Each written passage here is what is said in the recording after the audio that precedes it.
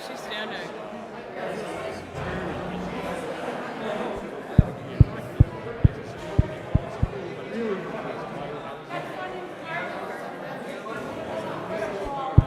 Test, test, test, test.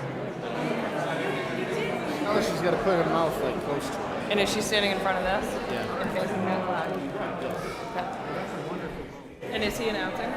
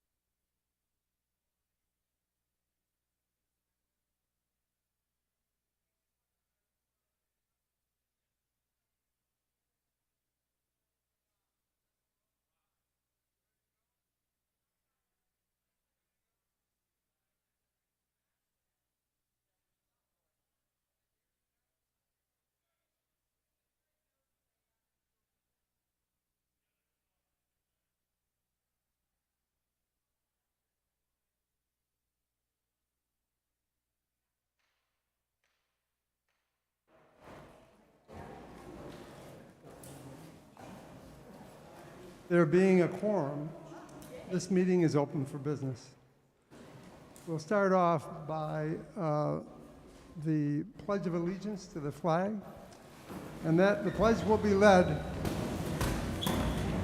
by Isabella Koshelecki, and she will be accompanied by an honor guard from American Legion Auxiliary Unit 215, Jeannie Fiore, Esther Johnson, and Jean Lucantonio.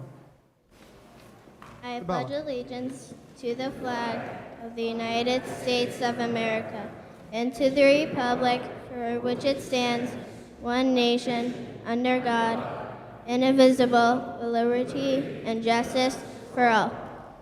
Excellent, excellent. Thank you, Isabella. Super job.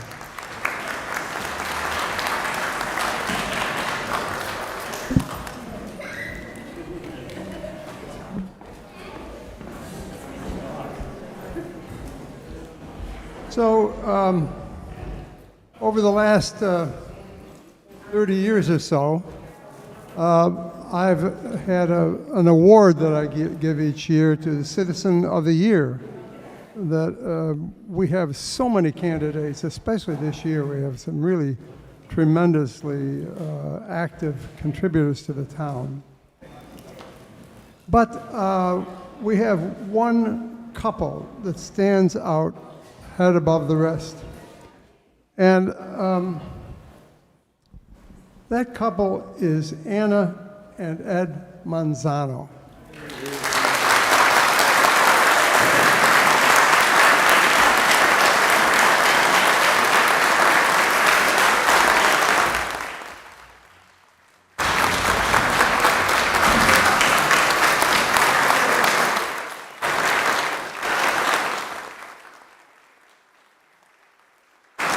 Now,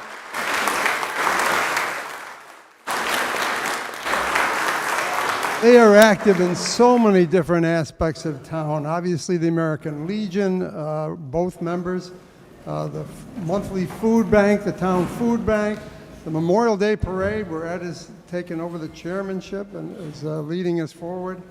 The auxiliary, the Wall That Heals, that we had such a great year last summer. That really puts the town in great stead around the state. The Council on Aging they're involved in. They're involved in the Society of St. Vincent de Paul, which helps people regardless of religious affiliation. They're involved in the town flu and COVID clinics, and the Johnson Elementary School Reading Buddy. But really, they do so much beyond the group, the things that their organizations that they're tied with. They operate far beyond that. If something needs to be done, they do it. You don't have to ask them twice. In fact, you don't have to ask them once. They just do it. You can't count the number of housebound Nahatians that they have given rides to just about everywhere for over the years. So it is a great pleasure for me to present the Citizen of the Year Award to Anna and Ed Manzano.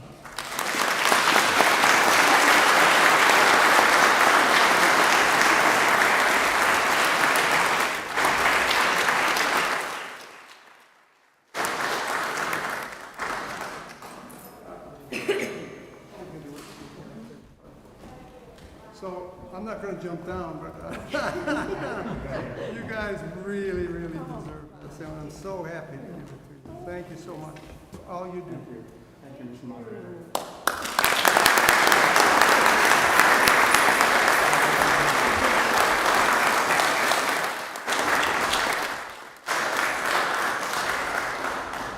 Next on the agenda is the Kelly Scholarship, Charles Kelly Scholarship.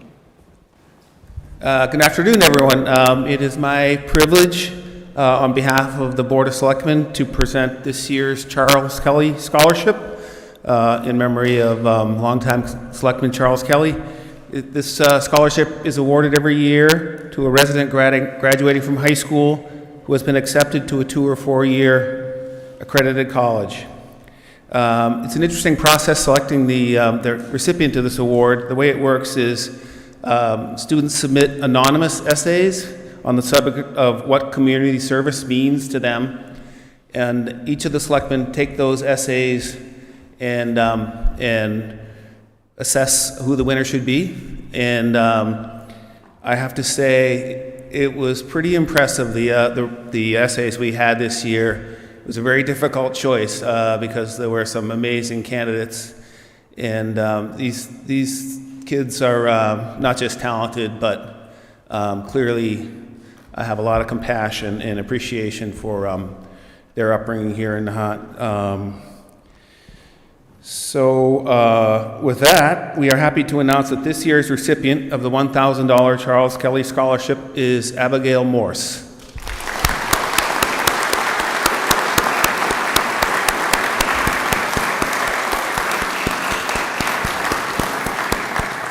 Unfortunately, due to a prior commitment, Abigail's not able to be here to receive her award in person, but I'll provide you a little background on Abigail. She's graduating from Swampscott High School and plans to pursue a bachelor's degree in environmental sciences. She has a strong concern for environmental issues around the world and is motivated to seek education needed to be part of the solution. Abigail is not only an honor student at Swampscott High, but has also participated in many extracurricular activities, including sailing, yay, soccer, basketball, tennis, to name a few.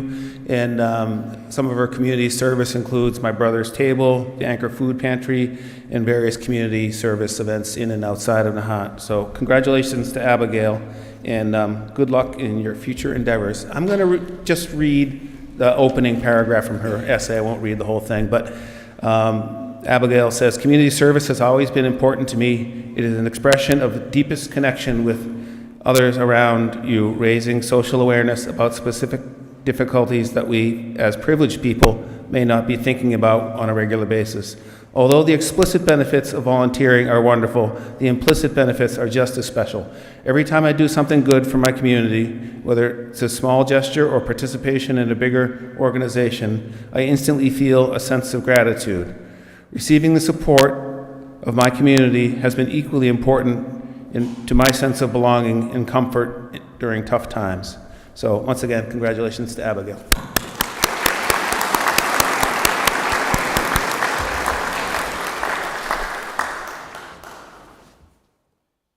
Thank you very much. We're now going to also have a presentation of the American Legion Scholarship.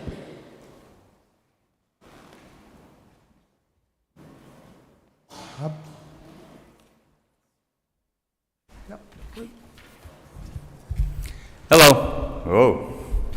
I'm Bob Fields, and I'm privileged to lead your American Legion as commander. I'm proud to serve with our member veterans and the American Legion Auxiliary led by President Jeannie Fiore. For without these members, we could not fulfill our mission of serving our veterans, our children, and the community, as well as promoting Americanism and patriotism. This town meeting represents some of the greatest ideals upon which this great nation was founded, whereas all people were created equal and have say in their government and governance. We are blessed to receive the enthusiastic support from you, the citizens of Nahant, all town departments, and leadership. And on behalf of our members, to you, our entire community, thank you so very much. I also want to take a second to provide special recognition and thanks to Nahant Veteran Services Officer John Lazar, who works tirelessly above and beyond the call of duty supporting our local veterans. I don't believe John is here, but I think it's important for the community to know the great work that he does on your behalf, in support of, and often critical support of, our community's veterans. So thank you to John. And I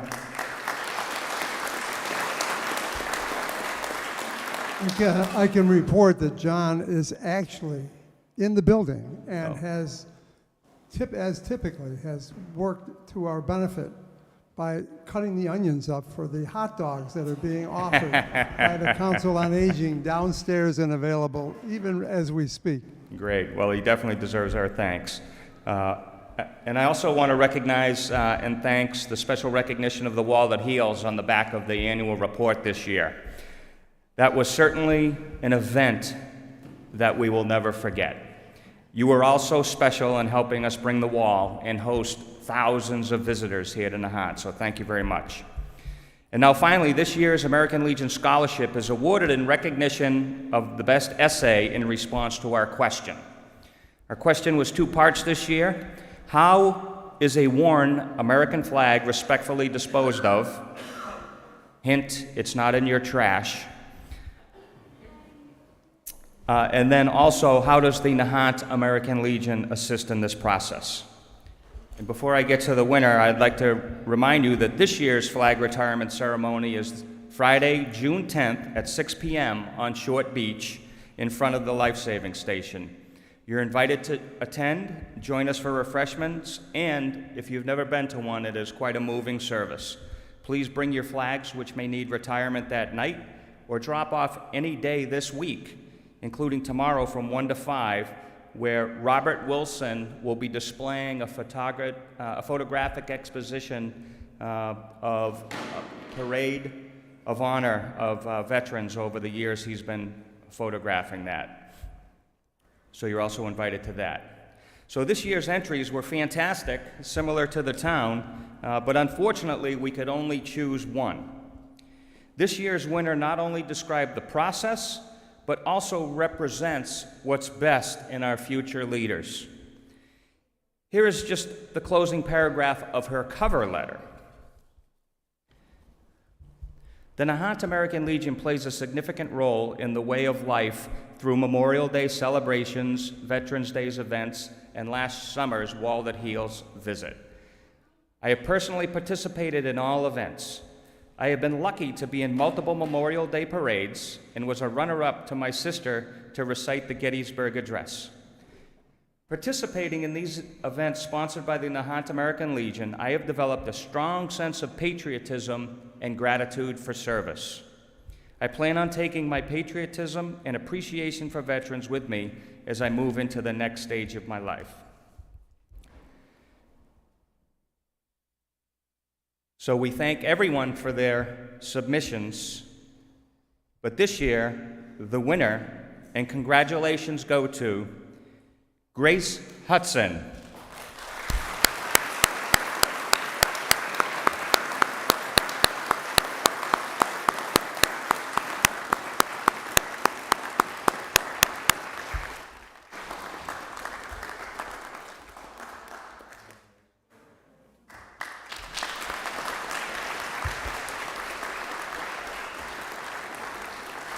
And Grace will be attending Salve Regina University and will be studying biology. Thank you. Thank you, Bob. It's a marvelous job of running the Legion. Next, we'll have Mr. Barletta make some presentations that we're all be very proud of. Good afternoon. I'm extremely honored to be part of this next portion of our meeting, and I'd like to ask a few people to join me at the front of the room.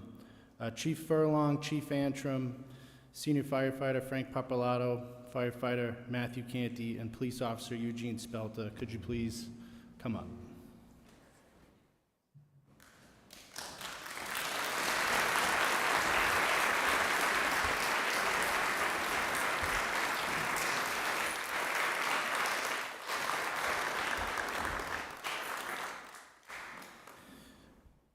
As you all know by the first page of your Finance Committee report, today we are honoring members of the Nahant Police Department and the Nahant Fire Department for their heroic actions late last year. Firefighter Papalato, Firefighter Canty, and Police Officer Spelta are receiving the Life-Saving Medal for their efforts to save the lives of 2 Nahant residents on December 23rd last year. At almost midnight the night before Christmas Eve, the Nahant Fire Department was dispatched to 8 Maple Ave for a report of a structure fire. Within 1 minute of the dispatch, Nahant police units on scene reported to Nahant Fire that there were people trapped in the structure. Nahant police officers had arrived first on scene and recognized that there was a resident trapped inside a bathroom, seated in a wheelchair. The police officers removed the bathroom window, and Officer Spelta entered the bathroom without any personal protective equipment.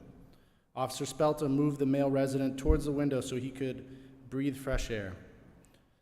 Meanwhile, firefighters Pappalardo and Canty made entry through the front door of the residence with a fire hose and encountered heavy fire conditions.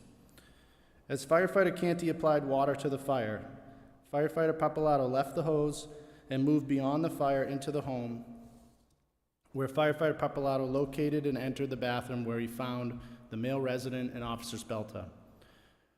At that time, Officer Spelta exited the bathroom window and firefighter Papalato began to move the resident through the house. Firefighter Papalato and Canty were able to get the resident to the front door where Nahant police took over and carried the male resident to an awaiting ambulance. Firefighter Papalato and Canty re-entered the structure and again began fighting the fire. At that point, firefighter Papalato left the hose line a second time to conduct a search of the kitchen area and located the female resident unresponsive on the floor. Both firefighters removed the female resident from the structure, and after 15 minutes on scene, both residents had been removed from the building and were receiving medical treatment. All of the personnel from Nahant Police, Nahant Fire, Atlantic Ambulance, Lynn Fire, Swampscott Fire, and Marblehead Fire performed very well on the scene of this incident. However, Officer Eugene Spelta, firefighters Frank Papalato and Matthew Canty deserve special recognition. Because of their heroic efforts and disregard for their own safety, the two residents are together today and recovering with family. And as Chief Furlong and Chief Antrim present Officer Spelta and firefighters Papalato and Canty with the life-saving medals, please join me in applauding them for their heroic efforts on that night.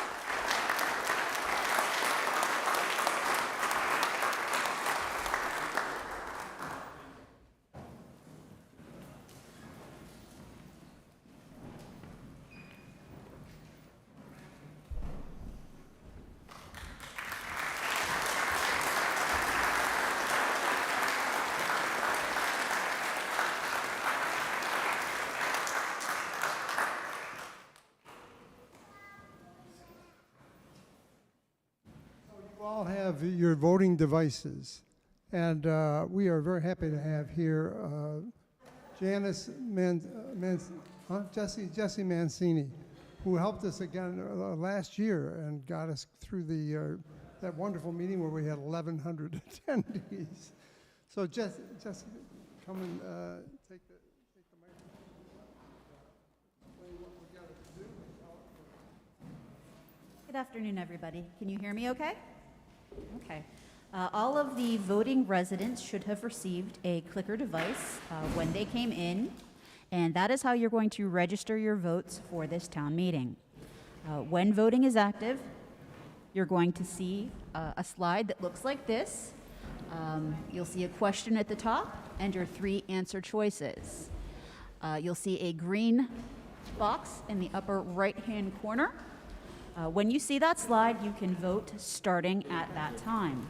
So our first question and our test question for the day is, today is a great day for town meeting. Press 1 for yes, 2 for no, or 3 for abstain. You can go ahead and vote now.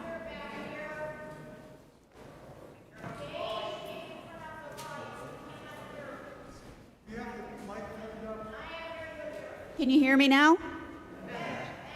Okay, so I'll go ahead and go through this one more time. What you see here is a voting slide, or an example of one. Traditionally, you're going to see the actual voting slides. They'll say article, and then an article number, and then the text of the article. You'll press 1 for yes, 2 for no, or 3 for abstain to register your votes. You can vote when you see that little green box up at the corner. Or the moderator will also go ahead and give you a verbal cue, and there'll be a 10-second timer. Once that 10-second timer ends, voting for that slide has ended. So for this test vote, I'm going to have you go ahead and vote now. And then I'm going to go ahead and start the 10-second timer back at my desk. So go ahead and please vote now. Once you see the timer come up, you'll have 10 seconds remaining. So again, press 1 for yes, 2 for no, and 3 to abstain. Please vote now. Thank you. Excellent.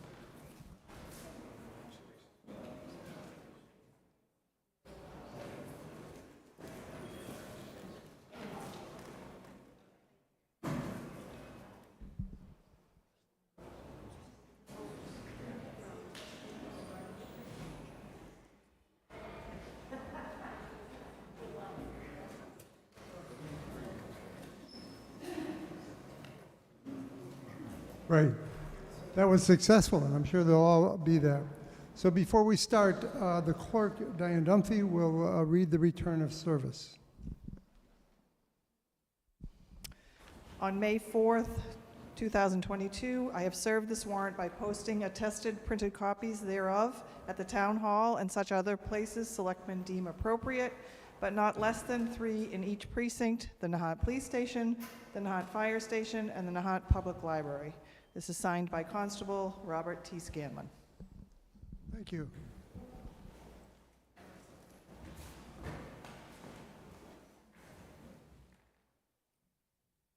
So before we start the first article, usually when we get done with the voting, we are so appreciative of the work that's done by the Finance and Advisory Committee. And I always say, oh boy, we really thank them, really great job, and then everybody's running out of the door and everything. And today they're here, and they have done an absolutely fantastic job of setting this meeting up. But here they sit in masks. And I just started a new job about a year ago, and I met 100 people the first year, but they all had masks on. So I've met them at least 5 times. Still don't know who they are. But so I'm going to just take a minute and introduce our Finance and Advisory Committee and ask them to take their masks off and stand just so you know who they are. If you've read the booklet that they put together, you know what a fantastic job they've done and how hard they've worked over the last months. So, Bob Vanderslice is our chair.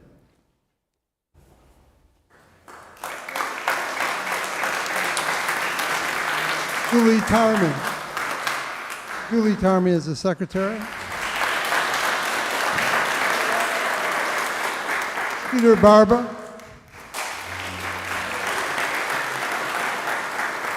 Barbara Beatty.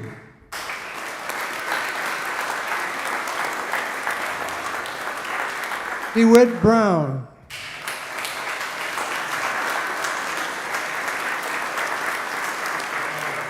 Dan McMacken, sorry. Dana Sheehan. Deborah Warren. And Judy Zahora. Thank you. You guys have been fantastic this year as always, but this is really stellar. Okay, we'll start with Article 1. Mr. Barba. Oh, wait a minute, the resolution first. I'm sorry, Ms. Zahora. Thank you. Annual resolution. I move that the town adopt the following resolution. Resolved that the town adopt the following rules governing motions and amendments made during the 2022 annual town meeting. Whereas, without an override, the amount to be raised by taxation, as recommended by the Advisory and Finance Committee, is expected to be $11,476,648 per fiscal year 2023. And whereas, Proposition 2 and 1.5 makes it unlawful for the town to levy taxes in excess of $11,476,648 for the fiscal year 2023 without a vote to override the limit. Therefore, in order to ensure compliance with the levy limit imposed by Proposition 2 and 1.5, the participants of the 2022 annual town meeting shall require that anyone introducing a motion at this meeting which would result in increasing an appropriation above the amount permissible under the levy limit imposed by Proposition 2 and 1.5, be obliged to specify the alternative means of funding by giving names of other articles or accounts excluding the reserve fund, employee benefits, debt service, insurance, OPEB, and stabilization funds, and the amount by which the appropriated or recommended amount for such account or articles must be reduced in order to fund the requested increase. Seconded by Mr. Vanderslice. Discussion on the resolution. Seeing and hearing none, those in favor signify by saying aye. Aye. Those opposed, no. Unanimous vote in favor. Article 1, Mr. Barba.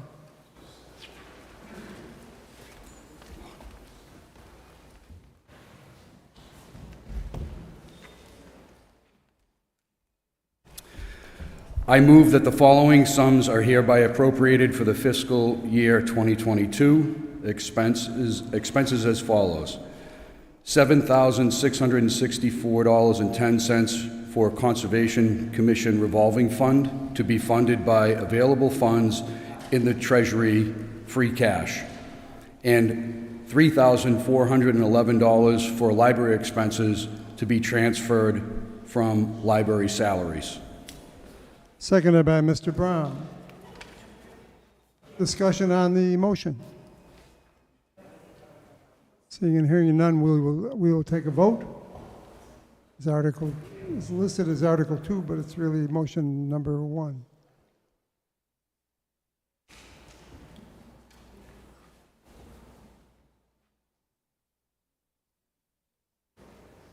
Yes, okay. So those in favor, vote yes, number 1. Those opposed, no. And we're going to start the 10-second rule.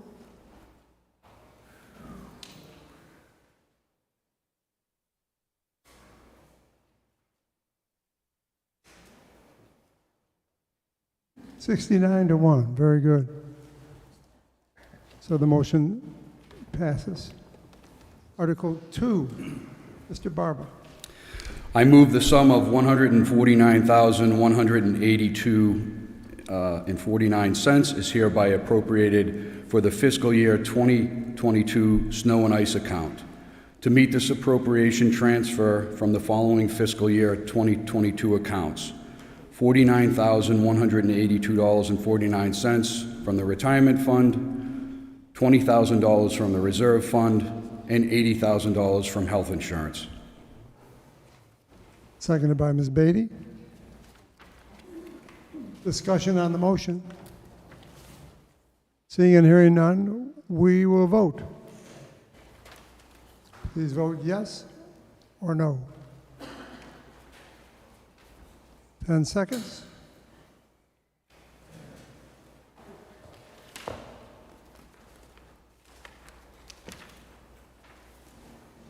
Vote is 7-2 in favor, 0 against. The vote is unanimous. Article 3. I move that the sum of $985.30 is hereby appropriated for previous fiscal year's bills in the assessor's expense budget, the Memorial Day expense budget, and the town administrator's expense budget. And to meet this appropriation, transfer from the following fiscal year 2022 accounts: $185.30 from the assessor's expense budget, $500 from the Memorial Day expense budget, and $300 from the town administrator's expense budget. Seconded by Ms. Tarmy. Discussion on the motion. Seeing and hearing none, let's vote. Yes or no?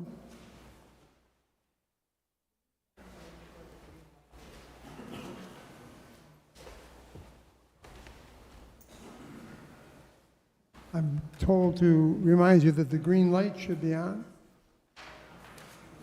when you vote. Vote is 78 in favor, 0 abstain, or 0 against. Unanimous vote in favor. Article 4, Mr. Vanderslice. Yes, sir. Oh, and that was a 4/5 majority. That had to be 4/5 because it was past bills. So it passed 4/5 majority on its way up. I move that Article 13, Section 5, subsection B of the bylaws is amended for the fiscal year beginning July 1st, 2022 by replacing the existing section with the section as shown in the report and recommendations of the Advisory and Finance Committee on pages 11 and 12. Further discussion on the motion? Oh, I'm sorry. Second, Mr. Barba. Further discussion? Seeing none, let's vote. Yes or no? 10 seconds.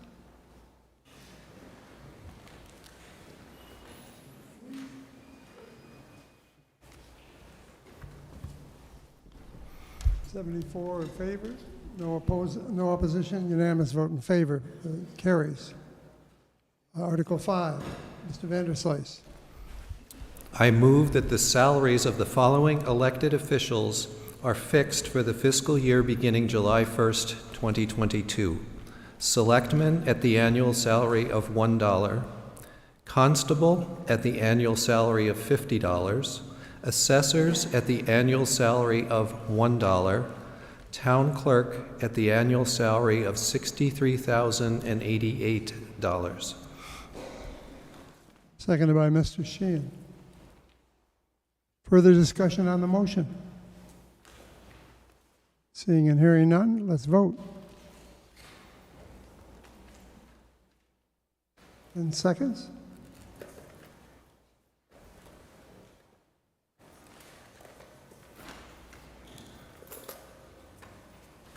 $75 in favor, no opposition. The motion carries. This is great. We've got a lot of work to do, but if it keeps on going at this pace, we're going to do very well and have some fun along the way, I hope. Next, Article 6 is the omnibus article. Ms. Zahora. Okay, this is a long one. May I just say before we go, everybody probably knows already how we work this, but there are many, many sections to this article, and they will be read, and the numbers for each section will be read. If anyone has a comment or asks a question on a particular section, as we go through the article, shout pause or something to the effect that we will go back and then we'll answer any questions or take any comments or whatever after we're done reading the entire article. Okay? Thank you, Ms. Zahora. Okay. I move that the town transfer the sum of $992,527 from free cash, $63,000 from overlay surplus, and raise and appropriate the following sums of money for the fiscal year beginning July 1st, 2022. Moderator, general expenses $60. Selectmen, with salaries and wages $3. General expenses $153,700. Public health, salaries, wages, $97,740. General expenses, $30,000. Town administrator, salary, wages, $241,464. ADA coordinator, $500. General expenses, $33,650. Capital outlay, $2,000. Finance committee, general expenses, $10,160. Town accountant, salaries and wages, $176,032. General expenses, $9,417. Assessors, salaries, wages, $109,223. General expenses, $65,200. Treasurer collector, salaries, wages, $132,097. General expenses, $64,573. Capital outlay, $1,400. Town council, annual fee, $75,000. Town hall, salaries and wages, $32,471. General expenses, $51,000. Capital outlay, $90,000, of which $90,000 is funded from free cash. Data processing, salaries, wages, and general expenses, $202,000.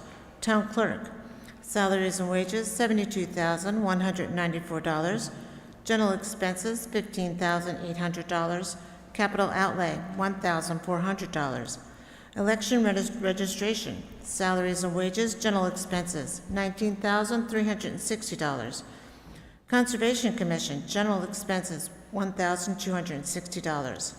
Planning Board, general expenses, $2,650. Zoning Board of Appeals, general expenses, $2,900. Police Department, salaries, wages, $1,424,341. General expenses, $179,912. Capital outlay, $85,000, of which $85,000 is funded from free cash. Fire Department, salaries and wages, $1,055,793. General expenses, $184,806. Capital outlay, $75,000, of which $75,000 is funded from free cash. Inspectional Services Department, salaries, wages, and general expenses, $45,358. Building Inspection, salaries, wages, $18,795. General expenses, $7,450. Plumbing Gas Inspection, salaries, wages, $7,195. General expenses, $950. Wiring Inspection, salaries and wages, $7,195. General expenses, $950. Emergency Management, salaries, wages, $14,497. General expenses, $4,500. Capital outlay, $40,000, of which $40,000 is funded from free cash. Animal Control, salaries and wages, $10,386. General expenses, $4,003. Parking Clerk, salaries and wages, $6,750. General expenses, $14,985. Harbor Master, salaries and wages, $3,459. General expenses, $8,909. Wharfinger, salaries and wages, $2,022. General expenses, $2,104. Capital outlay, $13,200, of which $13,200 is funded from free cash. School Department, salaries, wages, and general expenses, $3,925,007. Transportation, $239,422. Debt service, $341,600. Essex North Shore Agricultural and Technical School Assessment, $193,139, of which $78,323 is funded from free cash. Public Works Department includes Public Works, Administration, Highways and Streets, Beaches and Parks, Cemeteries and Overhead. Salaries and wages, $232,212. General expenses, $235,256. Capital outlay, $181,750, of which $257,080 is funded from, did I say debt service? Sorry, missed debt service. Debt service, $75,330, of which $257,080 is funded from free cash. This is a lot harder than it looks. Okay. Public Works, snow and ice, $30,000. Council on Aging, salaries and wages, $50,099. General expenses, $16,705. Veterans Agent, salaries and wages, $8,574. General expenses, $33,000. Library, salaries and wages, $187,287. General expenses, $69,370. Recreation General, salaries, wages, general expenses, $3,215. Recreation Sailing, salaries, wages, general expenses, $5,950. Recreation Tennis, salaries, wages, general expenses, $2,937. Memorial Day Committee, general expenses, $7,500. 4th of July Committee, general expenses, $2,300. Beautification Committee, general expenses, $2,150. Military houses, general expenses, $21,000. General debt service, principal and interest, $424,588, of which $353,924 is funded from free cash and $63,000 is funded from overlay surplus. Unemployment compensation, life insurance, health insurance, Medicare tax, Essex Regional Retirement Board, pension and annuity expenses, $2,073,504. Insurance committee, general expenses, $317,598. Retirement account, $50,000. And reserve fund, $250,000. Fantastic. I don't know how you did it.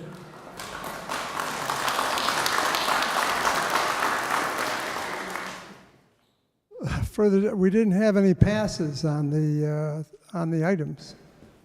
Is there any further discussion on the motion? Seeing and hearing none, let's vote.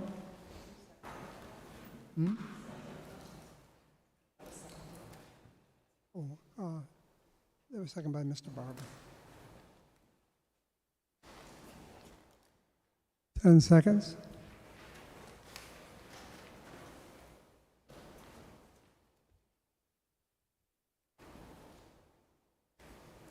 $78 in favor, 1 against. The motion carries. Great. Oh, that's a great piece of work to get through. So, Article 7, Mr. Sheehan.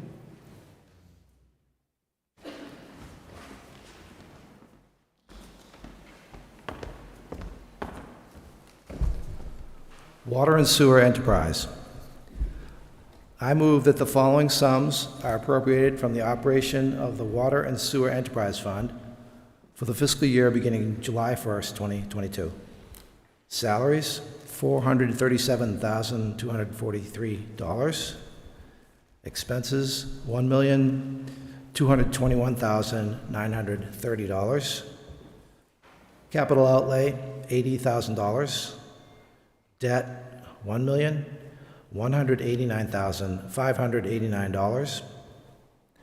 Emergency reserve uncollectible, $40,350. Total, $2,969,112. And that $1,964,510 is to be funded from Water and Sewer Department receipts for said purposes. $405,000 is to be appropriated from water and sewer retained earnings, and $834,589 in water and sewer debt costs raised through property taxes, less $234,987 in indirect costs funded from water and sewer department receipts to be transferred to the general fund. Seconded by Mr. McMacken. Further discussion on the motion? Great, let's vote. 10 seconds.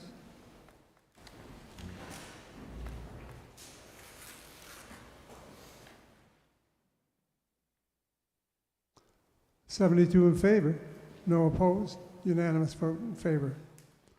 Article 8, Ms. Zahora.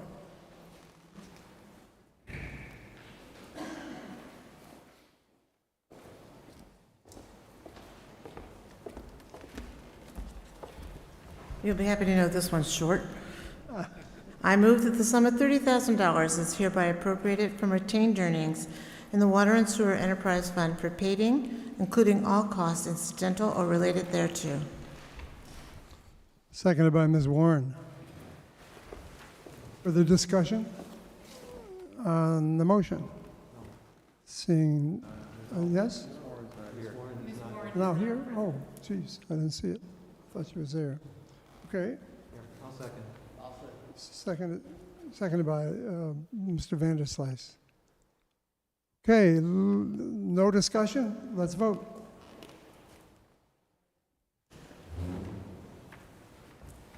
10 seconds.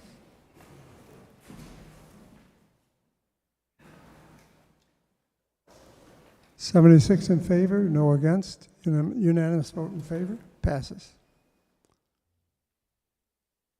Article 9. Mr. Barba. I move that the following sums are appropriated for the operation of the Rubbish Enterprise Fund for the fiscal year beginning July 1, 2022. Salaries, $63,266. Expenses, $525,650, for a total of $588,916, and that $588,916 is to be funded from Rubbish Department receipts for said purposes. Seconded by Mr. Brown. Further discussion? Seeing and hearing none, let's vote. 10 seconds.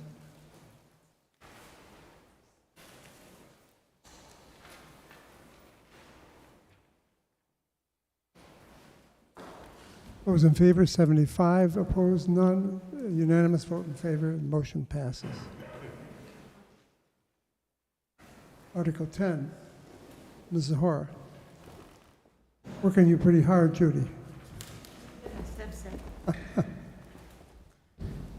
I move that the sum of $60,000 is hereby appropriated from retained earnings in the Rubbish Enterprise Fund for the costs associated with the maintenance of the compost area, including all costs incidental or related thereto.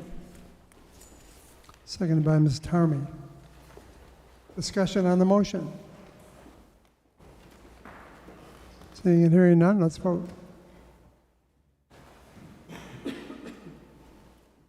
seconds.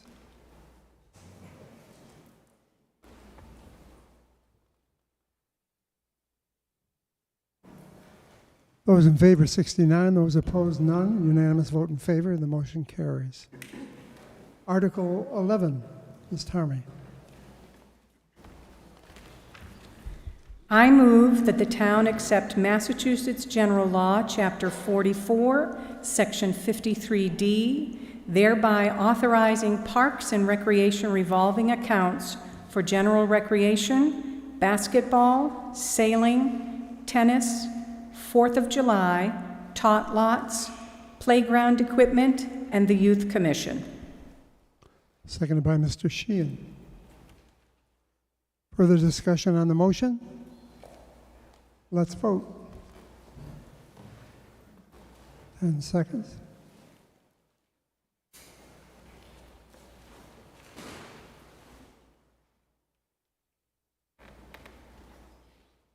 $76 in favor, none against. Unanimous vote in favor. The motion carries. Article 12. Ms. Tarmy.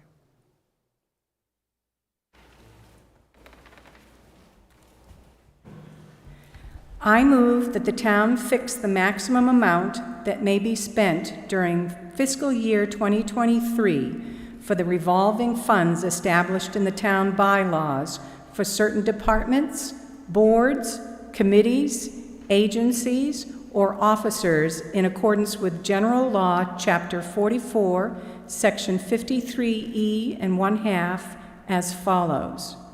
Revolving Fund, Council on Aging, fiscal year 23 spending limit, $20,000. Cemetery, $20,000. Board of Appeals, $10,000. Conservation Commission, $20,000. Seconded by Mr. Vanderslice. Further discussion on the motion? Seeing and hearing none, let's vote.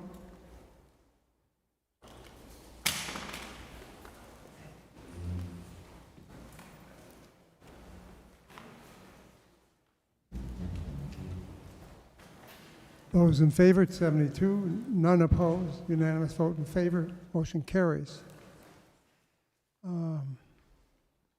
Article 13. Ms. Beatty.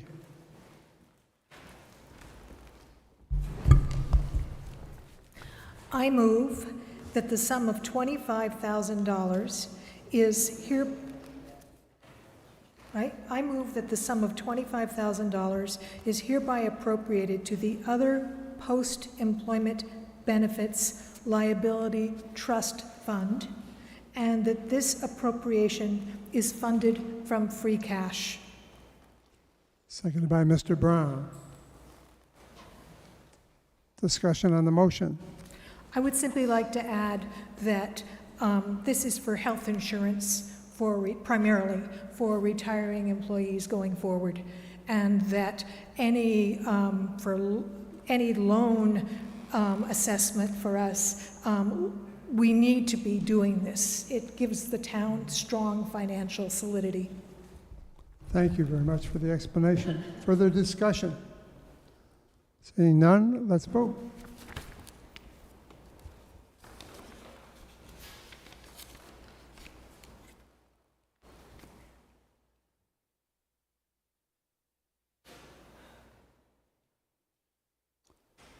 (72 in favor, no opposed, unanimous vote in favor, and the motion carries. Article 14, Ms. Beatty. I move that the sum of $250,000 is hereby appropriated to the Stabilization Fund, and that this appropriation is funded from free cash. Seconded by Mr. McMacken. Further discussion on the motion? Yes, I would like to add that this is essentially the town's rainy day fund, and that as you can imagine, you know what that does. It, again, is very helpful for the town, and it's important for our fiscal solidarity as well. Thank you for the explanation. Further discussion? Yes, sir.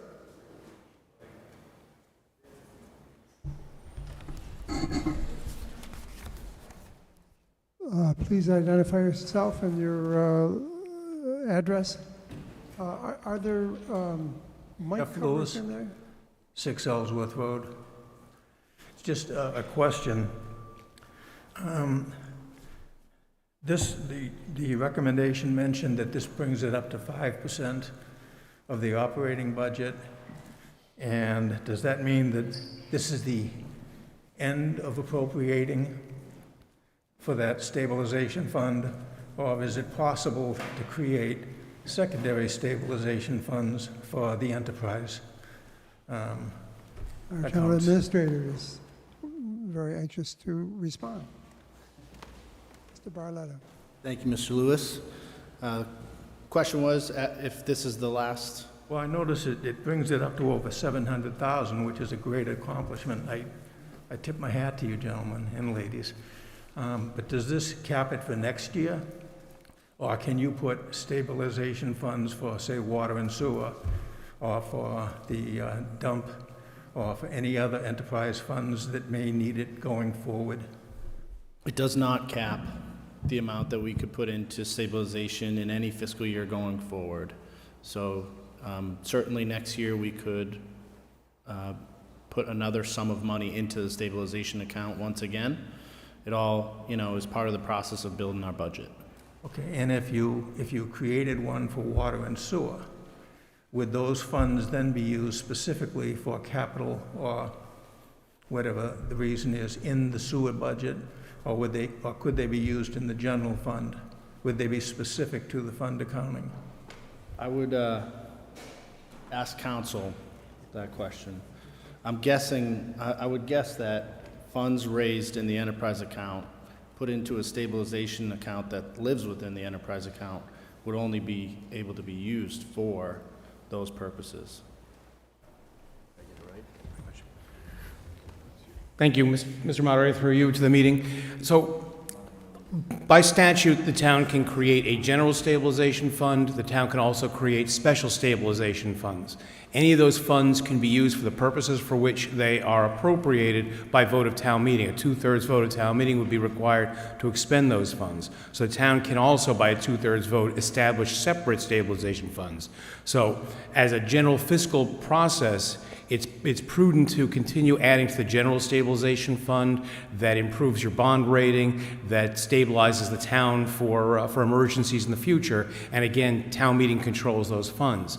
If the town so chose, it could establish these special stabilization funds, and those monies would be put aside for those specific purposes. Now, town meeting can also change those purposes, but again, it would require a 2/3 vote. So essentially, putting it all in one stabilization fund is not a bad thing, because town meeting ultimately decides what to do with those funds anyway by a 2/3 vote, but town meeting can certainly set up separate stabilization funds if it's deemed prudent for specific purposes that the town is kind of saving money for. Thank you. You're welcome. And again, I tip my hat. Thank you. Further discussion on the motion? Just to clarify that last point, Mike Raworth, 31 Summer Street. I gather it is the case that adding to the general stabilization funds as opposed to a new, separate, and distinct stabilization fund provides the greatest flexibility to the town. Is that not right? Ultimately, that's the goal, is to build up that general stabilization fund. Again, town meeting can change by 2/3 vote the purpose for which funds are held in a special stabilization fund, but there's always the interest in managing that general stabilization fund. And again, town meeting controls the outcome of those funds regardless of what fund they're put into. So use of funds from the general stabilization fund saves at least one step as opposed to placing funds in a special stabilization fund. Is that right? Essentially, because you don't have to make that change. Thank you. Further discussion on the motion? I know we're all itching to vote. Let's do it. Let's vote.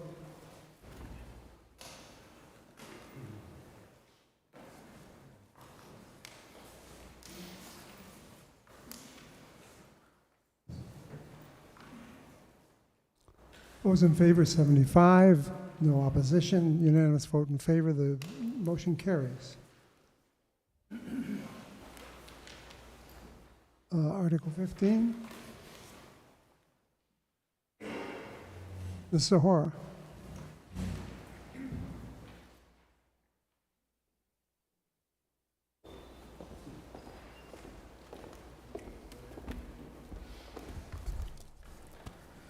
I move that the sum of $100,000 is hereby appropriated for paving throughout town, including the payment of all incidental and related costs, and that this appropriation is funded from free cash. Seconded by Ms. Tarmy. Further discussion on the motion? Seeing and hearing none, let's vote.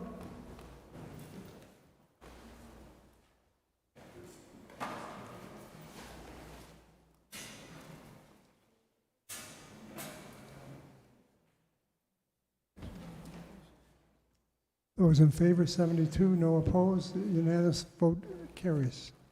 Article 16, Mr. Vanderslice. I move that the sum of $590.20 is hereby appropriated for the purpose of implementing the Transportation Infrastructure Enhancement Fund, and that this appropriation is funded from the revenue transferred by the Commonwealth's Transportation Network Company Division to the town in fiscal year 2022. Seconded by Ms. Zahara. And just briefly, this is pretty mysterious, but this allows the town to spend the fees that come out of ride services that initiate in Nahant. So Ubers and Lyfts that initiate in Nahant, we get a very small portion of it, and this releases that. Thank you, Bob. Further discussion? Seeing and hearing none, let's vote.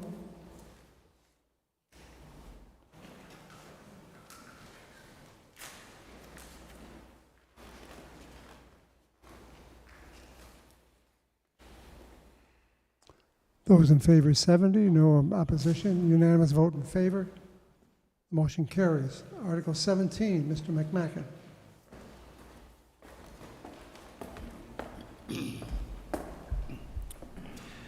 I move that the town vote to appropriate the sum of $18 million to pay the cost of improvements to the Nahant sewer collection system, including the payment of all costs incidental related thereto. That to meet this appropriation, the treasurer, with the approval of the Board of Selectmen, is authorized to borrow said amount under Massachusetts general law, Chapter 44, Section 8 of the general laws or any other enabling authority, and to issue bonds or notes of the town, therefore, that all or any portion of this amount may be obtained through the Massachusetts Clean Water Trust, the trust, that the Board of Selectmen is authorized to contract for and expend any federal or state aid available for the project and to enter into any agreement with the trust or the Department of Environmental Protection of the Commonwealth that may be necessary in order to obtain assistance through the trust,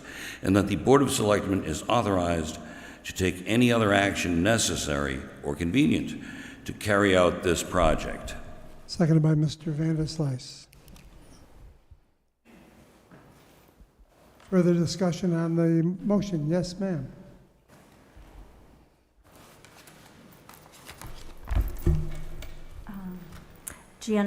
Janet Dolan, 45 Pleasant Street, Nahant. How does Article 17 relate to the debt exclusion override that the town voted for several months ago, I guess, where we had to borrow, I think, the amount of $1 million. So I'm just trying to figure out the connection. Is there a connection between the two?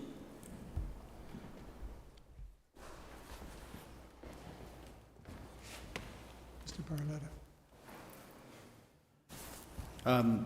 So the question is, was the last town meeting vote related to this? So it's the same source of funding, the same loan program through the Clean Water Trust. The money that's been previously approved by town meeting has been used for the current project that's occurring on the Linway. This $18 million has been recently awarded by the DEP through their intended use plan. And essentially, the way that this program works is it's similar to a construction loan. So as you do the work and as you finish those jobs, you then enter either a 20 or a 30-year bond at very low interest rates. So what this article allows the town to do is tell the DEP that we are committed to the award that we just received, and the plan is to spread these funds out over the next 10 years or so. If you flip to page 119 in the back of your book,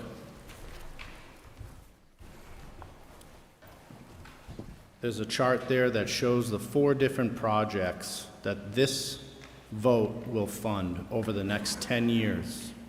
Okay. And as I mentioned, the debt service on any dollar that we use for these projects doesn't come into play. We don't start paying down that debt until the job is completed. So, for instance, for the first job, Ward Road Pump Station, the construction would be from fall 2022 to spring 2023, which means our first debt service would be in fiscal year 25. Okay. And that chart explains kind of how we would and when we would borrow and start paying back. Okay. Okay, thank you for the explanation. What is the interest rate? So the standard, this is from the Clean Water Trust website. The standard terms are 2% interest for 20 years, though 30-year repayment periods are available with interest rates currently inching up to 2.4%. And then during the project, it's 0%. So as we're paying invoices, as the project's getting done, we pay no interest on the money that we borrow to pay those invoices. Once the project is complete, we either go into a 20-year 2% or a 30-year that could be a little bit more towards 2.4. Okay. Okay, thank you very much for the explanation.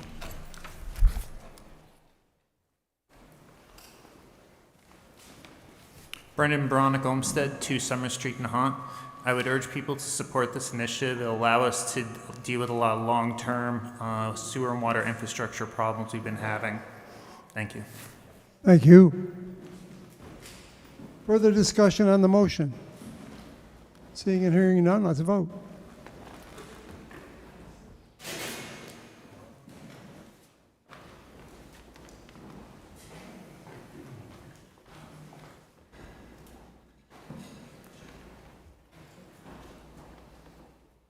Those in favor, 66.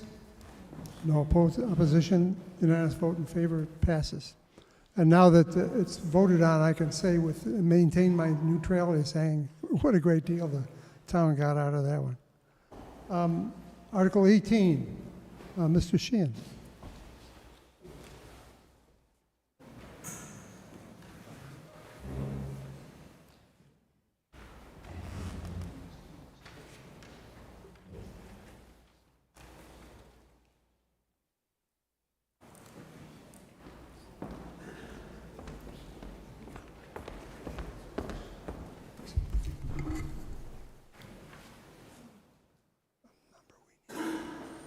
Sewer capital.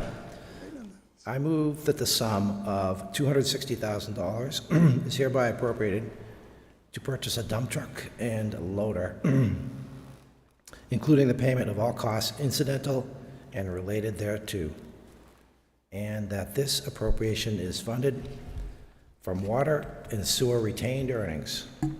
Seconded by Mr. Brown. Further discussion on the motion? Seeing none, let's vote.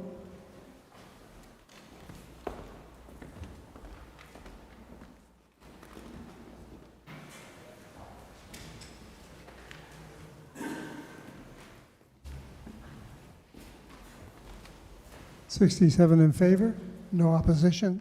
The motion carries. Unanimous vote in favor. Article 19.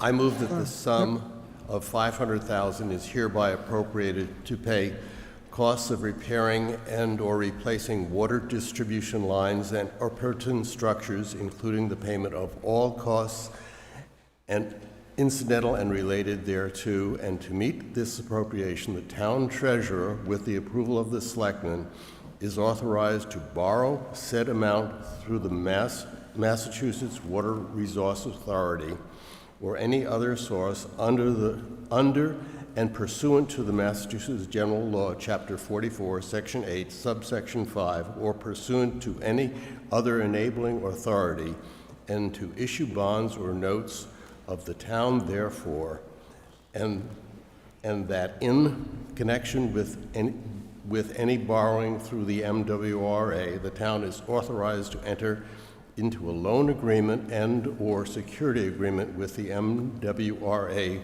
relative to such borrowing. Seconded by Mr. Sheehan. Further discussion on the motion? Seeing none, let's vote. Let me just say, this is so important. It doesn't seem like an awful lot being done, but I so appreciate, everybody in the town appreciates your being here and staying here and voting. And we'll try and get through this as quickly as possible, but it's necessary for the town to carry on its business. So let's vote.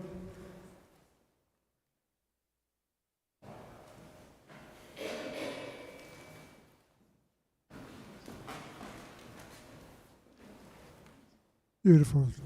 77 in favor, unanimous vote in favor. Motion carries. Article 20. Ms. Beatty.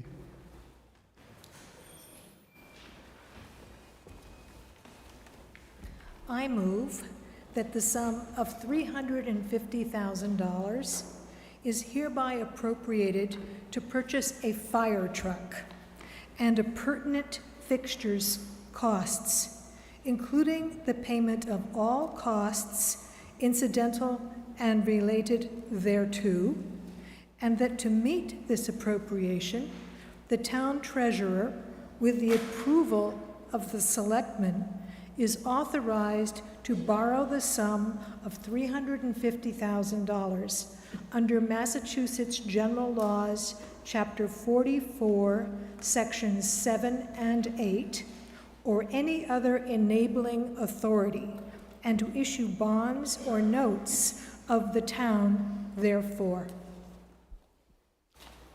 seconded by Ms. Tarmy. And the two-thirds vote is necessary. Further discussion on this motion? Seeing none, let's vote.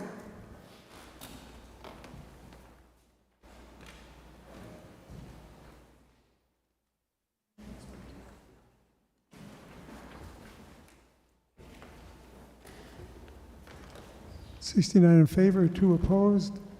The far exceeds the two-thirds majority. We have a new fire truck. Thank you, ladies and gentlemen. Article 21, Ms. Beatty.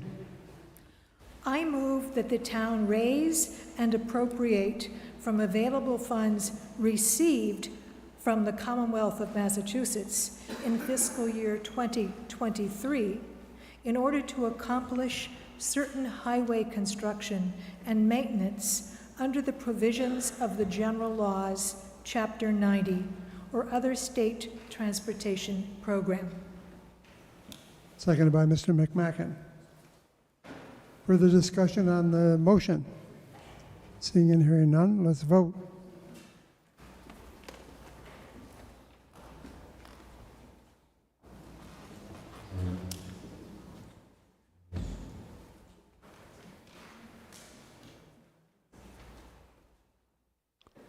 Those in favor, 74. No opposition. Unanimous vote in favor. The motion carries. Now we come to Article 22, which is the community preservation article. And we have a number of grant recommendations that are segregated into different motions. And we would like to have a discussion. Mr. Moderator, may I be recognized? Yes, indeed, please. Thank you. Good afternoon. Yes, we have Articles A through T to go through today. I'm Lynn Spencer. I am privileged to be the chairman of the Community Preservation Committee. It is a hardworking committee, as you will read. Joining me on the committee are Paul Spurn, who serves as the clerk, Ellen Goldberg, finance, Austin Antrim, and Jimmy Dolan. These 4 people are serving at large at the appointment of the Board of Selectmen. Representing Open Space is Nancy Catalmo, Housing, Dave Wilson, and I represent the Historical Commission. We have 2 vacancies, one from the Planning Board and one from the Conservation Commission. And with that, let me recognize the sad passing of Ellen Steeves, who had represented the Conservation Commission, our committee, since it was founded in 2004 when the Community Preservation Act was approved by the town meeting. We miss her, as so many do in this community. The purposes of community preservation are spelled out in your book, and if you want to actually have some good evening reading or early morning, at the back of the appendix, you will be able to read the entire history of community preservation in the town of Nahant. However, short story, 10% of the funds, which are approximately $350,000 this year, 10% of the funds are allocated for housing, community housing, open space and recreation, and historic preservation. In the history of community preservation in our town, over $8 million worth of funding has been generated by the 3% surcharge, which is matched by state funding. The state funding average match is approximately 70%, and we expect that to be consistent this year. We have also generated another $4 million in investment from grants and other private sources. So it's had a very significant impact, and you can see it as you go to the town wharf or to the public library, or children visit the playgrounds and the beaches, and in the improvements to community housing. So with that, I would like to mention this. The articles before you can not be amended from the town hall floor. They are voted either up or down. So with that, Julie, let's proceed. And I'd like to also recognize Julie Tarmy from FinCom, who has faithfully attended all of our meetings. She's our representative. And Tony Barlotta and Kristen Taylor from the town hall, who have been also very involved with our committee. Thank you. Thank you. Thank you, Lynn. I move that the sum of $10,000 is hereby appropriated from fiscal year 2023 Community Preservation Fund estimated revenues for administrative and operating expenses of the Community Preservation Committee.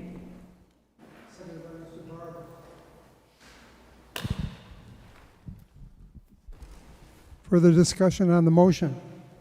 I would just like to say that having attended most of the meetings, this committee is very, very exact in how they go through each application, and that their work is exemplary, and they go through detail by detail and lots of discussions, and they talk up and down on how they can help the applicants in each case, and they are to be commended.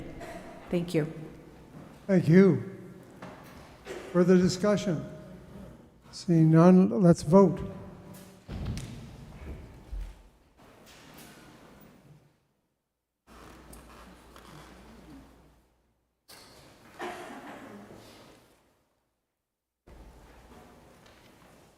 Those in favor, 70.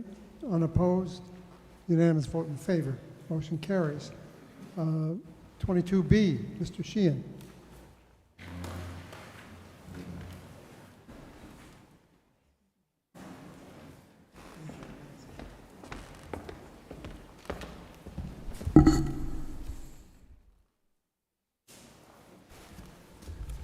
Document restoration.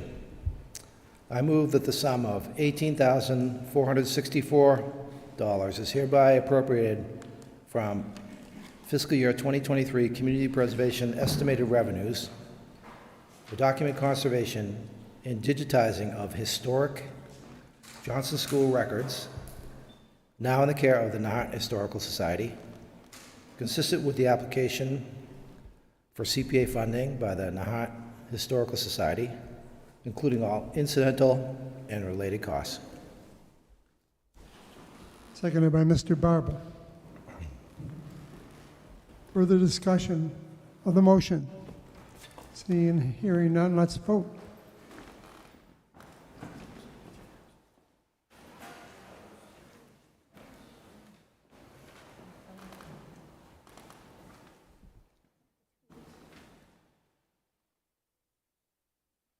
(73) in favor, unanimous vote in favor. The motion carries. 22C, Ms. Tarmy.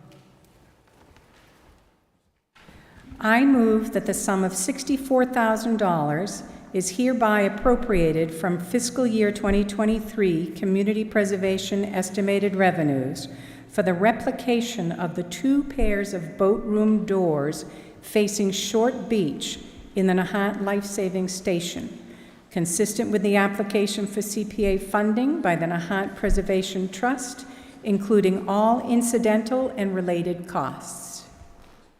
Seconded by Mr. Vanderslice. Further discussion? Seeing none, let's vote.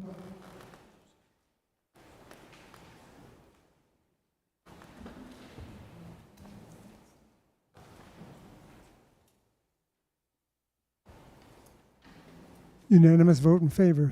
70 votes in favor. Article 22D, Mr. Sheehan.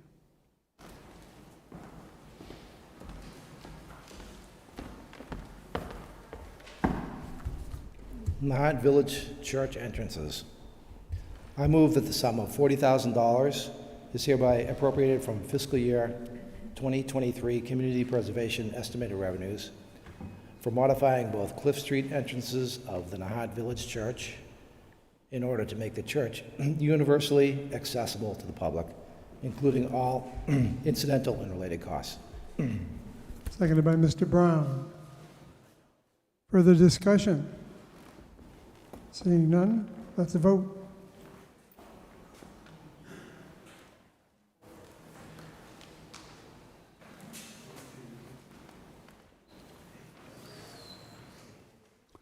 64 in favor, none against. Motion carries. 22E, Lynn Spencer.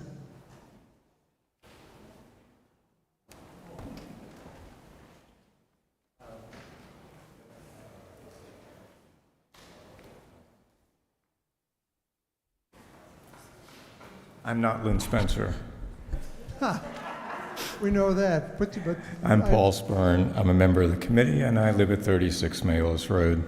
I move that the sum of $11,000 is hereby appropriated from fiscal year 2023 Community Preservation estimated revenues to formulate a professional design for the modification and construction of a partially rerouted section of the Nahant Heritage Trail between Flash Road and the community garden behind the Johnson School for improvements to grassed areas along the trail and for new signage, including all incidental and related costs. Seconded by Mr. Sheehan. Further, yes, Mr. McCracken, you wanted to comment? The Advisory and Finance Committee is unable to recommend this expenditure. As it's a planning study, it doesn't include construction. We recommend proceeding as a combined design-build project rather than two phases with design independent of the build. Further discussion? Yes, sir. Here or there? Right here, it's fine. We're the closest you can get to. It wasn't entirely clear that the objections or the failure to recommend by the FinCom was based on making sure that design and build were both achieved. It seemed like the objection was that they objected to a planning project per se.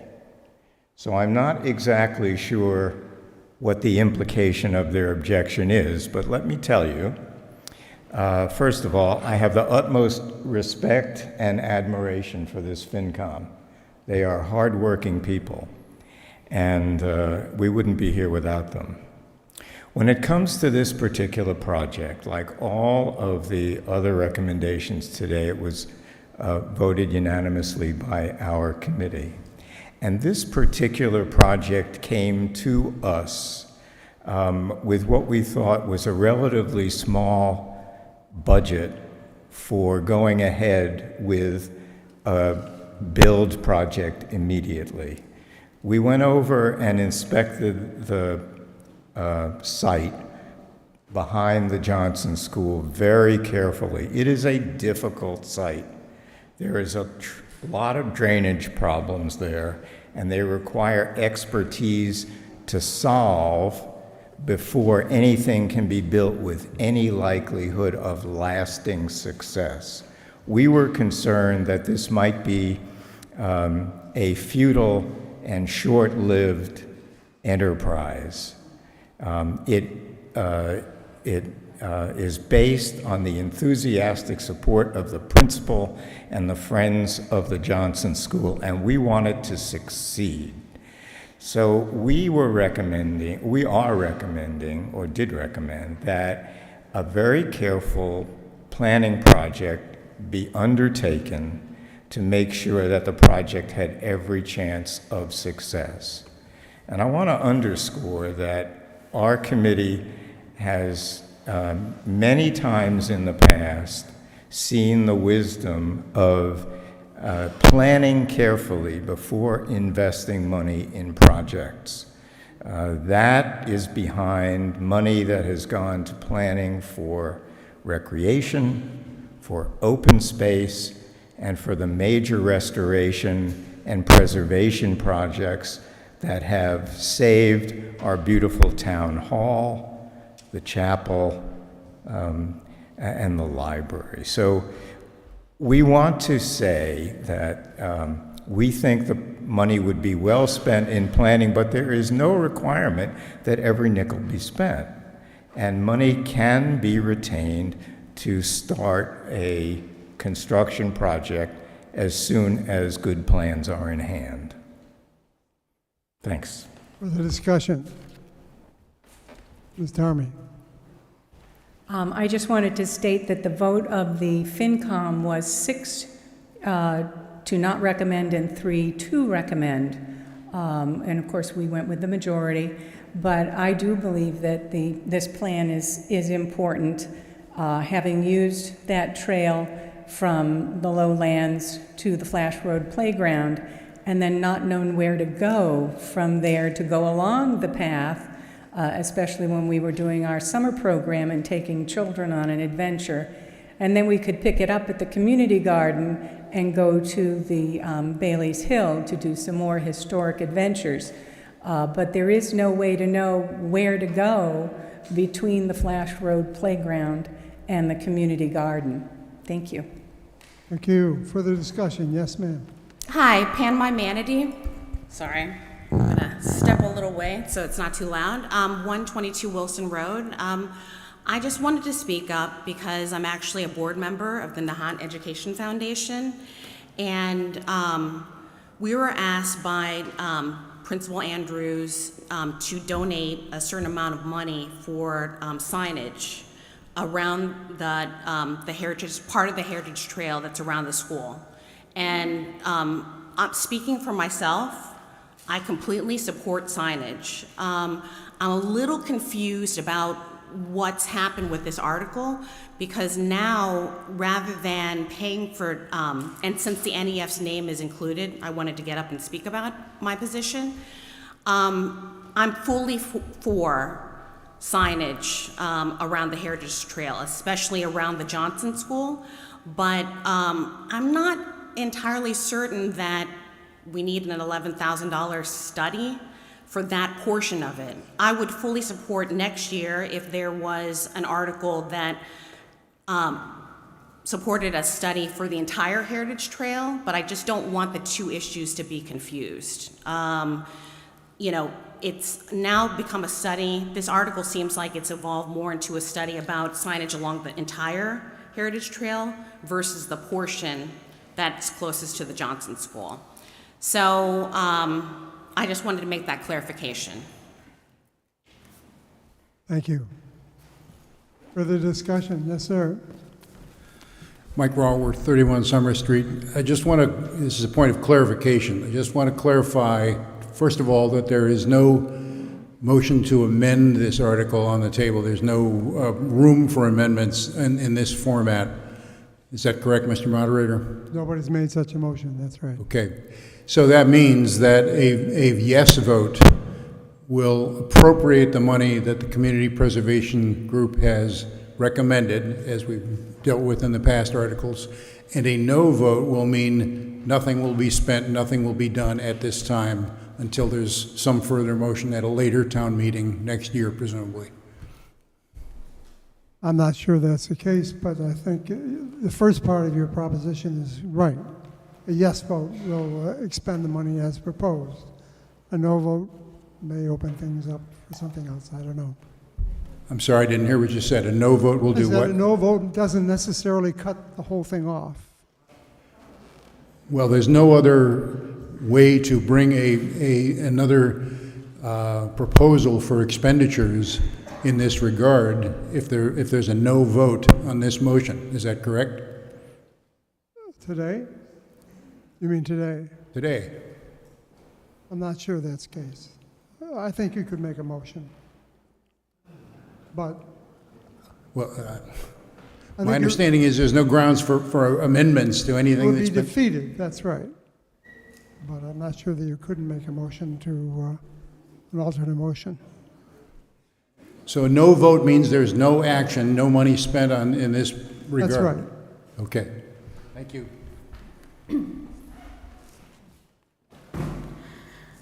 Beth Anderson, 26 Sunset Road. I'm a member of the school committee, and I just wanted to speak and say thank you for the recommendation from the Community Preservation Fund. We were thrilled and have been talking for some time until the last meeting about this trail being built.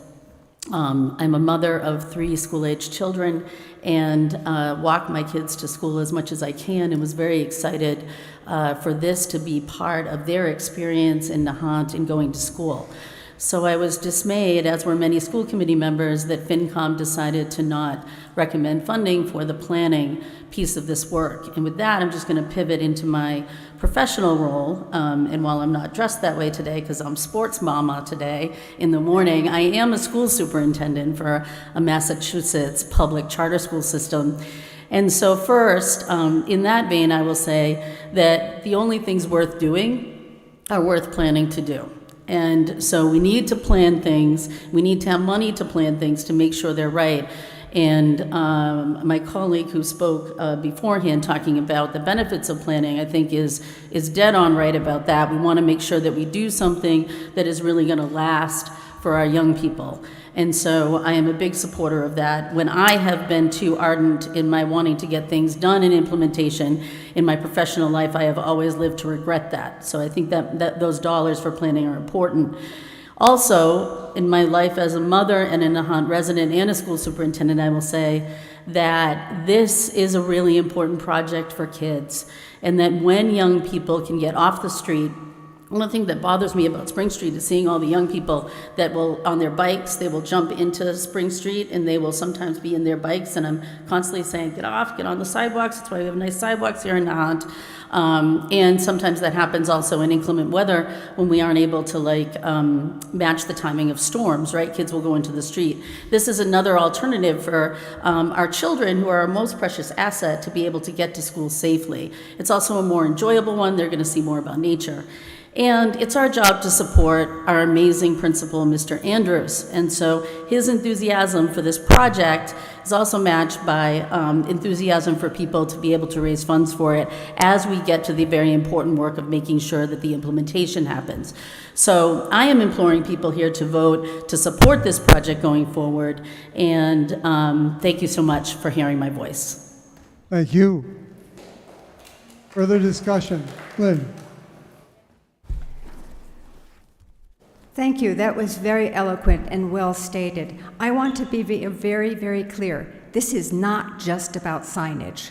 This is actually about the potential of rerouting or adjusting part of the route of the Heritage Trail to make it safe for children and their friends to navigate, to enjoy nature, and to encounter that in a place that doesn't take them through the DPW area or along the roadway, but actually looks potentially at rerouting it and providing the associated signage, not just for directional purposes, but for learning about the plants and the animals and the habitat and where they're passing through the former Bear Pond Swamp. So this is more than signage, and it is really focused on the section related to that side of the Heritage Trail and the Johnson School. Thank you. Thank you.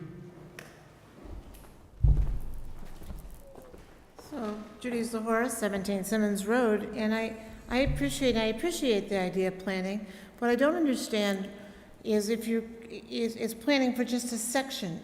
So what we had done in the past, and we're no longer doing, is we had at one time treated each of our buildings or each of our sections of town individually. And I'm happy to see now that we treat it now as an aggregate, a continuing project. But so I don't understand why, in this case, we're doing a plan for just one small section, when truly the Heritage Trail needs to connect, and it needs to connect well. Thank you. Yes, sir.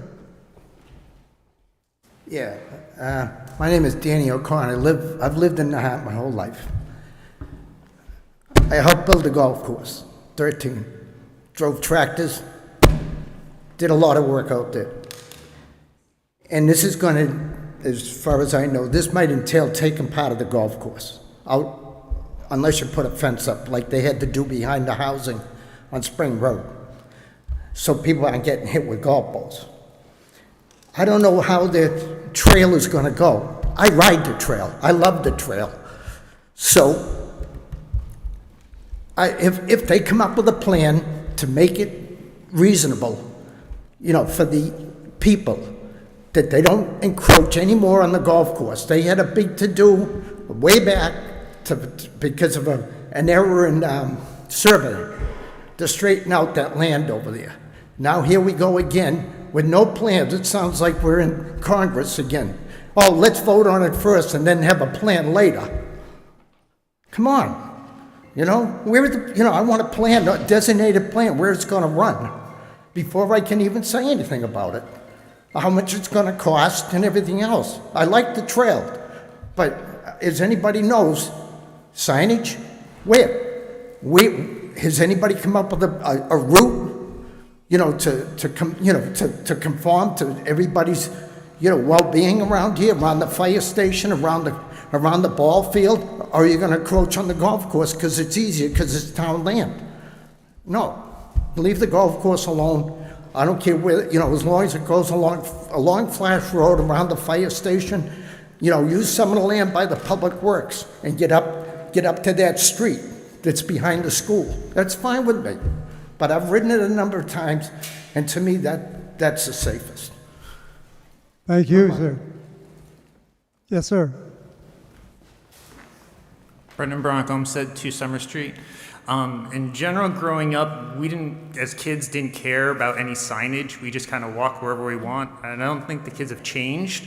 So labeling additional trails, I think it's helpful for people who are from out of town, and I would support a broader, comprehensive study and construction combined project. But I don't think it's just a planning phase right now is the best use of our money. Thank you. Thank you. Yes, ma'am. Alice Court, 7 Valley Road. With another elderly Nahant resident, I went through the trail side at the Heritage Trail, and this was the very area where we got completely lost, trying to avoid the golf course, trying not to bother the school area. It's extremely difficult to figure out where you're supposed to go. I knew that the 2 ends of the Heritage Trail connected, but we know that we went on parts where we were not supposed to go until we could find and pick up the other end. So I can completely support getting the planning stage to have some professional group figure out where you're not going to go through marsh and disturb other areas, teach you how to create a trail, or at least the plan to create the trail where you avoid the golf course, you avoid areas that you're not supposed to enter, but you're not walking through muck. And then if it also includes the signage for teaching about the plants in our natural resource area, all the better. But I support planning for it first, analyzing the plans, and then deciding as town residents what we want to support to build. Thank you. Thank you. Yes, sir. The Advisory and Finance Committee are major proponents of the Heritage Trail. It's obviously one of the gems of town, and our aim is to enhance it, promote it, and use it to a greater extent. Child safety goes without speaking. We're supporters. As this was presented to us, it was presented in a vague fashion. We got no marked up drawing. There was obviously not a thought of engineering. The discussion was, we sort of want to go here. We don't want the kids walking through the town yard. It was presented to us in a vague fashion. At this point, our reluctance to go forward was based on, let's spend $11,000 and come up with some concepts. This isn't a very long segment of the Heritage Trail. It's 200 to 300 yards that needs to be structured through in the general vicinity of the town yard to skirt it. We have some folks on the Finance and Advisory Council who are maybe run engineering firms, are familiar with soils, familiar with drainage, and as this was presented, it was vague and something that we had to responsibly withhold our recommendation. Thank you, sir. Mr. McMacken. Yes. Herbert Motley, 6 Carey Street. May I call the question, Mr. Chairman? Question has been called. Calling the question cuts off further debate. The issue is not debatable. Requires a 2/3 majority vote. All those in favor of calling the question? Yes, we might as well vote up here where we've got the numbers. Wow, one, that's one big vote.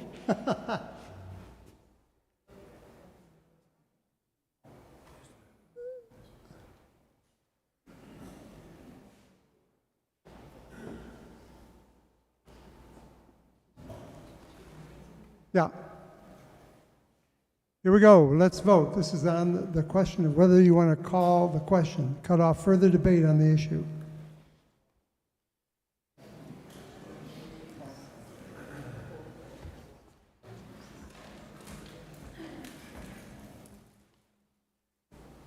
Those in favor, 66. Those opposed, 8. The question is now called, and now the question is on the motion as originally presented for the money for the study.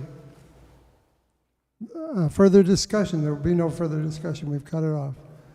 Let's vote.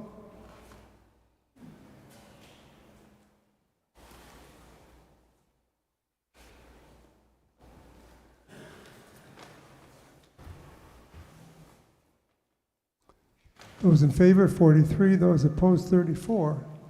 It's a majority vote. It passes.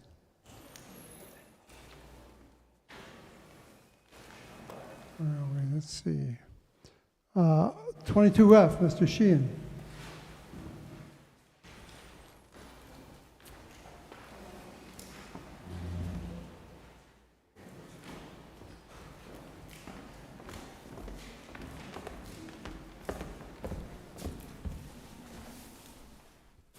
Housing Production Plan. I move that the sum of $45,167 is hereby appropriated from the fiscal year 2023 Community Preservation Estimated Revenues, and the sum of $29,833 is appropriated from the Community Housing Reserve to provide professional technical assistance services to support the town with understanding housing needs, establishing housing goals, and identifying housing strategies, which may include development of a housing production plan and or other strategy, including all incidental and related costs. Seconded by Ms. Tarmy. Further discussion on the motion? Seeing and hearing none, let's vote.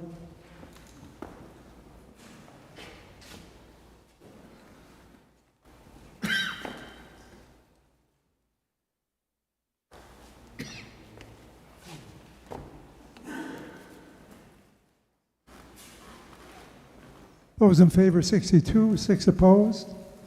The motion carries. 22G, Mr. Sheehan.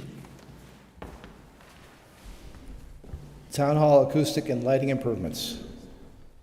I move that the sum of $100,000 is hereby appropriated from fiscal year 2023 Community Preservation Estimated Revenues for acoustic and lighting improvements in the Assembly Room of Town Hall, consistent with the application for CPA funding by the town of Nahant, including all costs incidental and related thereto.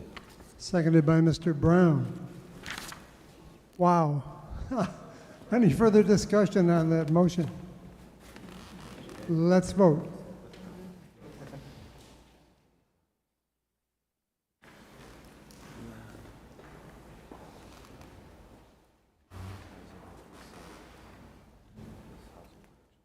Those in favor, 73. Those opposed, 2. Motion carries. Article 22H, Ms. Tarmy. I move that the town appropriate the sum of $350,000 to pay the costs for the preservation of the 2 historic town-owned structures, the Town Hall, located at 334 Nahant Road, and the Green Lawn Cemetery, located at 195 Nahant Road, consistent with the town's application for CPA funding, including the payment of all incidental and related costs.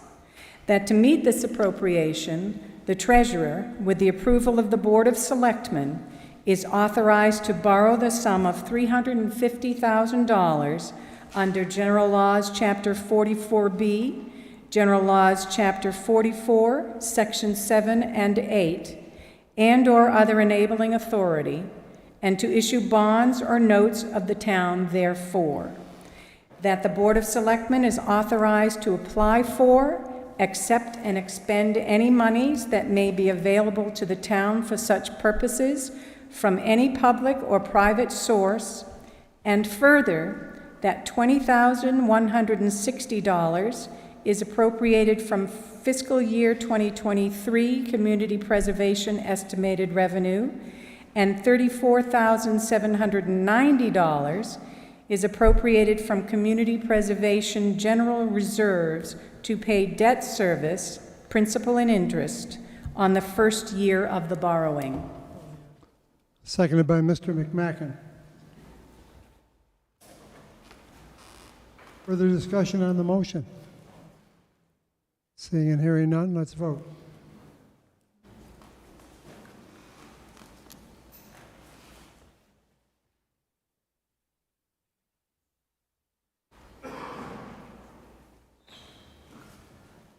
Those in favor, 66. Those against, 2.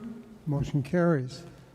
And that is in excess of 2/3 majority vote that's required for the borrowing aspect of the article. Article 22I, Ms. Tarmy.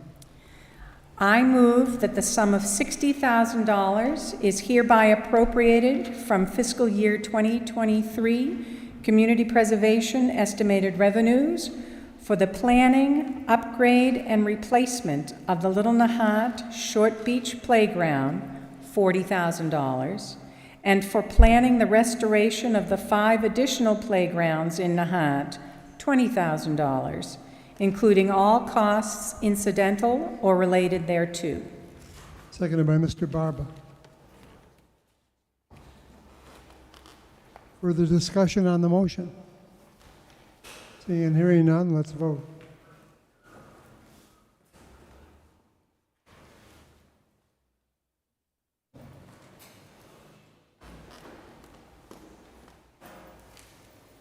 Those in favor, 71. Those opposed, 3. The motion carries. Article 22J, Mr. Sheehan.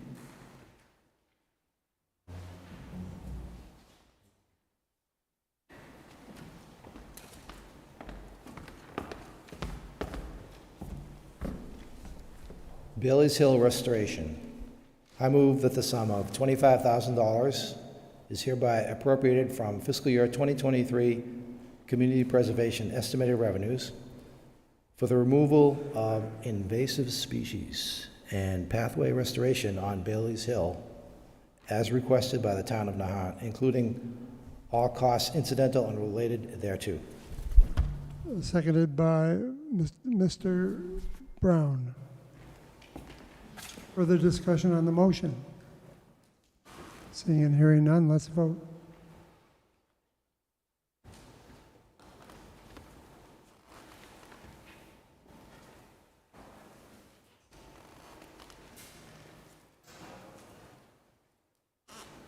Those in favor, 70. Those opposed, 2. The motion carries.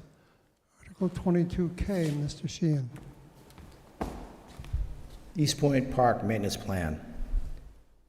I move that the sum of $4,500 is hereby appropriated from fiscal year 2023 Community Preservation Estimated Revenues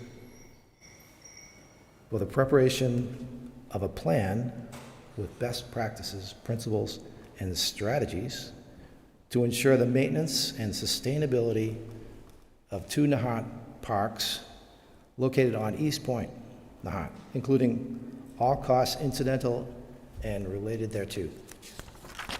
Seconded by Ms. Saharna. Further discussion of that motion? Seeing and hearing none, let's vote.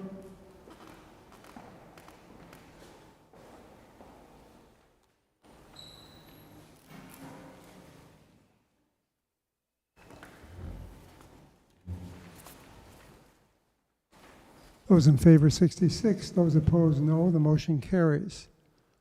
22L, Ms. Tarmy. I move that the sum of $7,500 is hereby appropriated from fiscal year 2023 Community Preservation estimated revenues for the restoration work on the flagpole located outside Town Hall, consistent with the application for CPA funding by the Town of Nahant, including all costs incidental or related thereto. Seconded by Mr. Vanderslice. Further discussion on the flagpole? Seeing and hearing none, let's vote.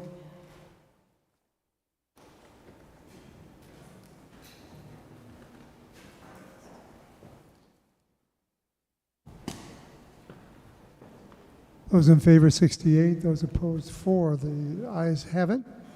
Motion carries. 22M, Ms. Tarmy.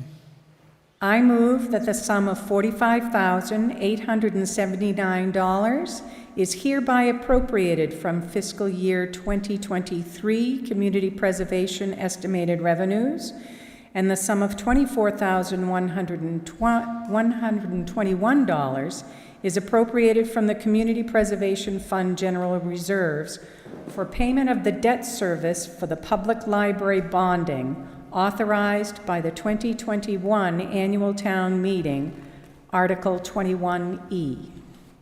Seconded by Mr. Brown. Further discussion? Let's vote.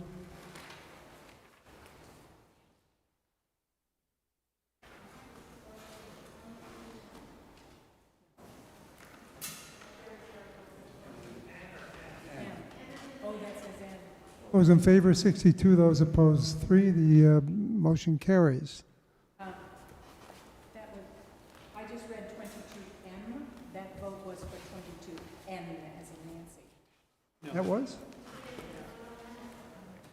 I think that was for your motion. What it was. We showed the wrong number on the screen, but it was the right motion. All right, we'll vote again. I think that was a vote on your motion, but what it was, the number was here might have been wrong. Let's do it just for clarity. Vote again on 22M.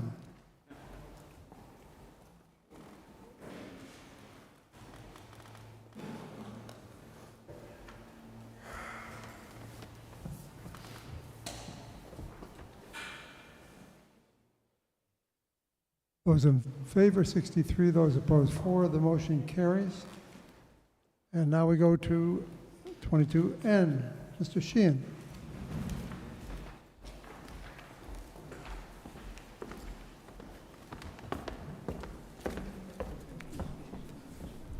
Another bond payment. Public library bond.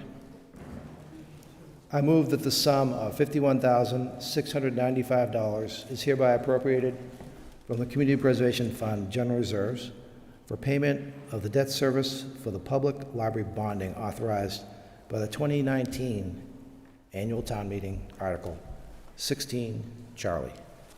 Seconded by Ms. Tarmy. Further discussion on the motion? Seeing and hearing none, let's vote.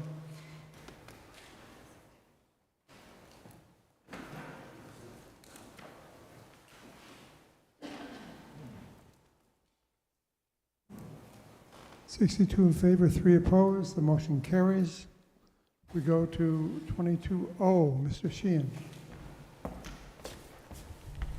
Unexpended funds. I move that the town close $9,529.71, which is the unexpended fund balance in the Wharf Seawall project authorized in Article 21E of the 2013 town meeting, and to transfer the $9,529.71 to the Community Preservation General Reserves. Seconded by Mr. Vanderslice. Further discussion on that motion? Seeing and hearing none, let's vote. We're making great progress here, I see that.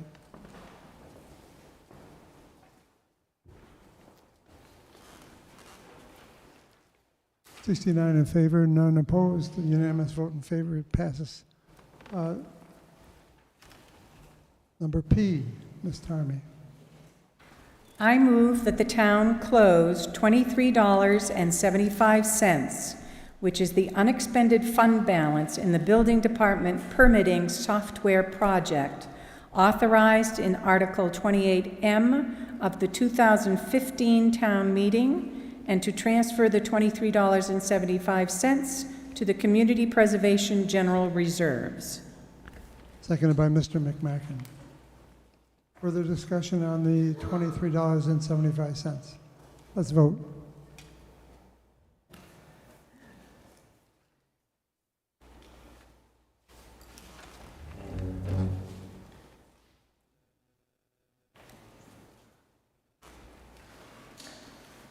$75 in favor, 0 against, unanimous vote in favor. It passes.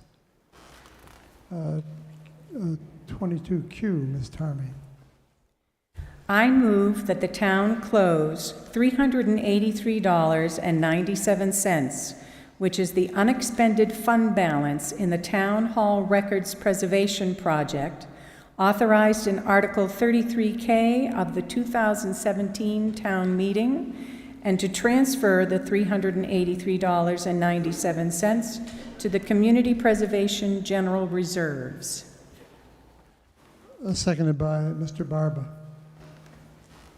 Further discussion? Yes, sir. Herb Motley, 6 Carey Street.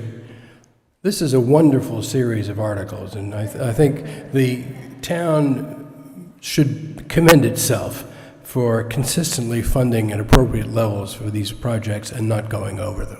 Thank you.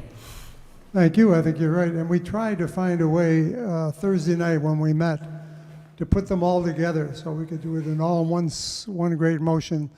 But from the legality standpoint, it was complicated. So that's why we have all these different ones. But to come within $23.97 is pretty darn good. I agree with you. All right. So I believe we're on R. Mr. Sheehan, yep. Did we make the vote? Let's make the vote. Sorry. 22Q.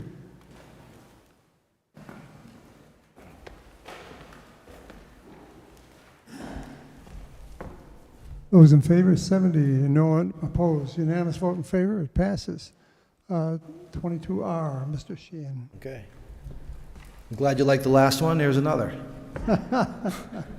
I move that the town close $698, which is the unexpended fund balance in the Wharf Gangway project, authorized in Article 25J of the 2018 town meeting, and to transfer $698 from the Community Preservation General to the Community Preservation General Reserves.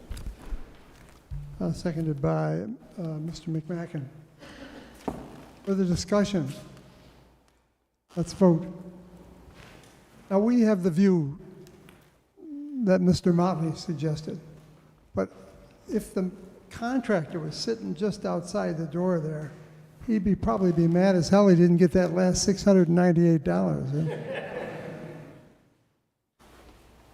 74-1, the motion carries. Thank you. Almost done with these. 22S, Mr. Sheehan.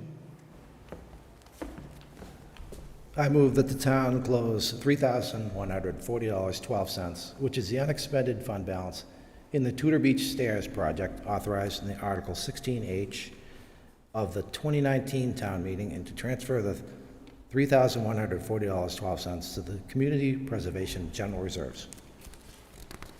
Seconded by Ms. Zahara. Further discussion? Seeing none, let's vote.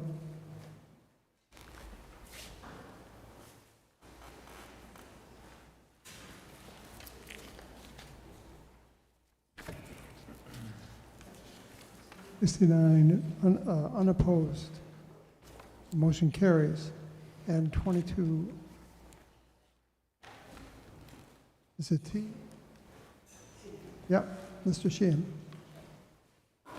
I move that the town set aside revenues from fiscal year 2023, estimated Community Preservation Fund reserve revenues for later appropriation, any other amount not otherwise set aside or appropriated as aforesaid to be maintained in the Community Preservation Fund General Reserves account. And I believe that's the last one.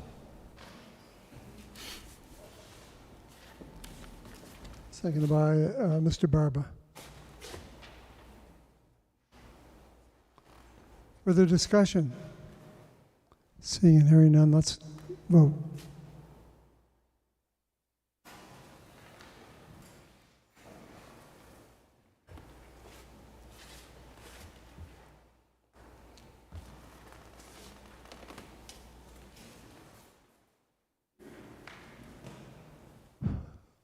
Uh, 72 in favor, unopposed. The motion carries. So, Article 23, Mr. Sheehan. I think we're getting down to the home stretch now. We've gotten through those, and we've got some other articles, but we're getting close. So I think we're going to make great progress here. Well said, Mr. Moderator. Thank you. Thank you. Property tax exemptions. I move that the town approve an increase of $250 for property tax exemptions granted to those qualifying under Massachusetts General Law, Chapter 59, Section 5, beginning in fiscal year 2023, with the new maximum exemption amounts being as printed in the article. And just a note, these amounts haven't gone up since 2012, so it's a fixed amount. Seconded by Ms. Beatty. Further discussion of the motion? Seeing and hearing none, let's vote.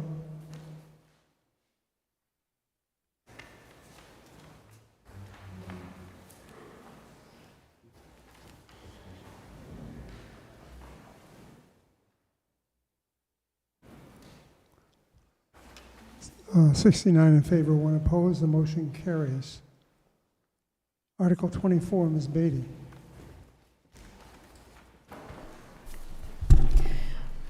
I move that the sum of $125,000 is hereby appropriated to fund a feasibility study related to the replacement of or upgrades to the existing fire and police stations, including the payment of all incidental and related costs, and that this appropriation is funded from free cash. Seconded by Mr. Barber. Yes, sir. Do we have a second? Oh, yes, I said seconded by Mr. Barber. Oh, good. Paul Spurn, 36 Mayos Road. I want to commend the FinCom Committee on the wisdom for approving this very substantial planning study. It might have had a few more details, but I'm sure that you're confident that the money is going to be well spent. Oh, please. Yes. Thank you for that commendation. I'd like to note first, I hope that you'll read the supporting statements from our fire chief and from our police chief. They will give you a sense of some of the existing problems with our fire station and police station. And there will be further impending state regulations that will exacerbate that. So please read their statements. What pages, Barbara, what pages in the... Oh, it's right underneath. It's on page 31 and 32. Right, thank you. Page 31 and 32. Thank you. And the other thing I'd like to note is that this is a feasibility study, and it will provide estimates of pros and cons of alternative solutions. So this is, the beginning of thinking about. And as I said, it will also, it's from free cash, so it will also support, if we then decide that's later, right? It would support possible grant applications. So that is also important for you to note. Thank you. Thank you. Further discussion? Yes, sir. Brendan Brown, Homestead, 2 Summer Street. Does this proposed study include relocation of the fire station? 'Cause my understanding is it's within the flood zone for, I think, the 4-foot inundation level.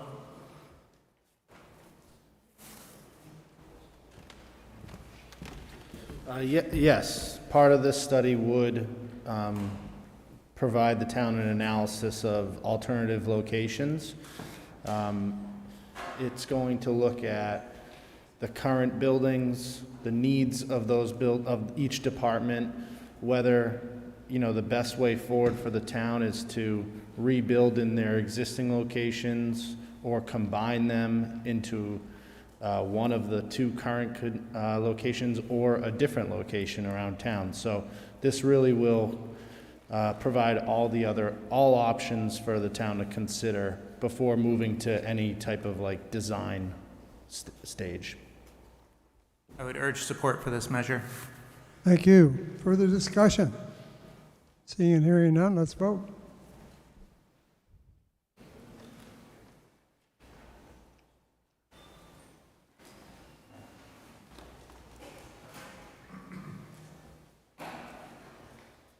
$71 in favor, 4 against. The motion carries. Article 25, Mr. Vanderslice.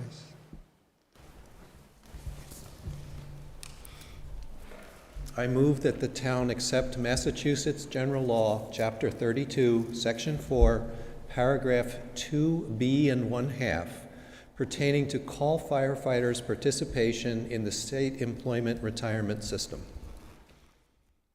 Seconded by Mrs. O'Hara. Further discussion on the motion? Seeing and hearing none, let's vote.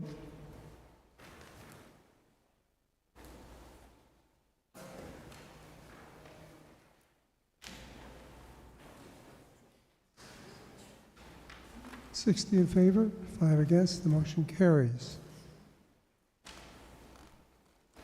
Article 26. Ms. Beatty.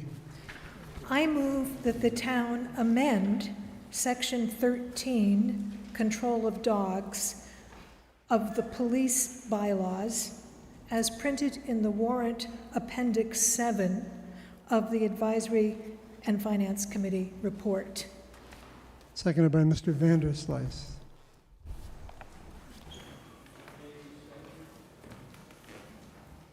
Appendix 7, what page?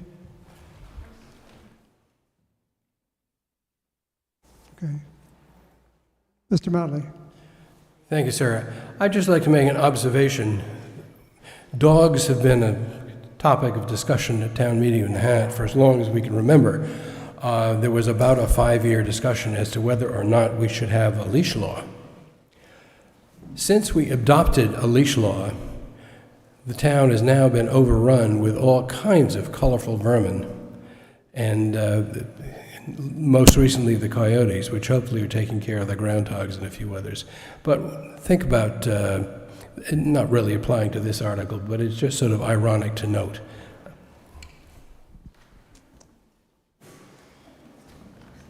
Further discussion on the motion? Seeing and hearing none, let's vote. Okay, that's fine. I don't need it. And I have to say, the irony is not lost on me, because if one of the came up when I was on the Finance Committee back in 84 or 85, something like that, and unnamed person attempted to whack me with an umbrella during the course of the discussion. So,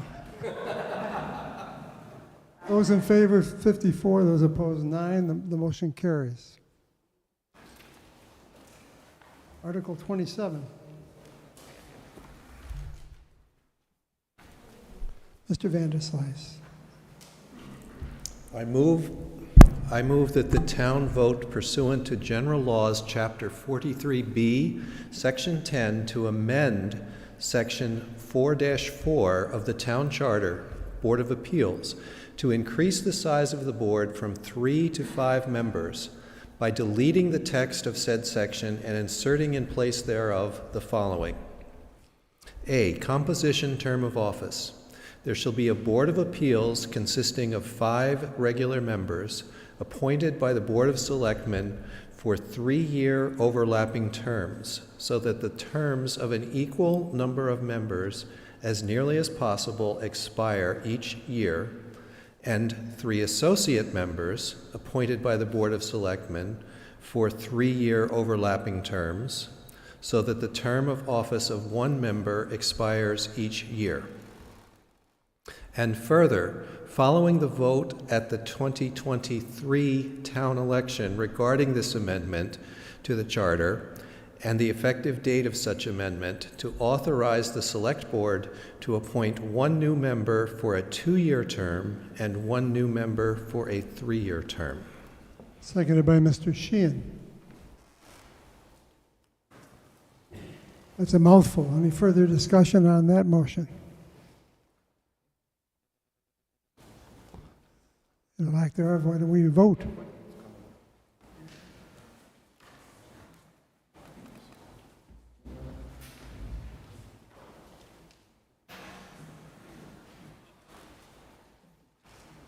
Those in favor, 71. Those opposed, 3. And that exceeds the 2/3 vote that was required for that motion as well. So the motion carries. Article 28, Mr. Barba. I move that the town amend Article 16 of the Nahant Bylaws, Stormwater Bylaw, as printed in Appendix 10 of the Advisory and Finance Committee report.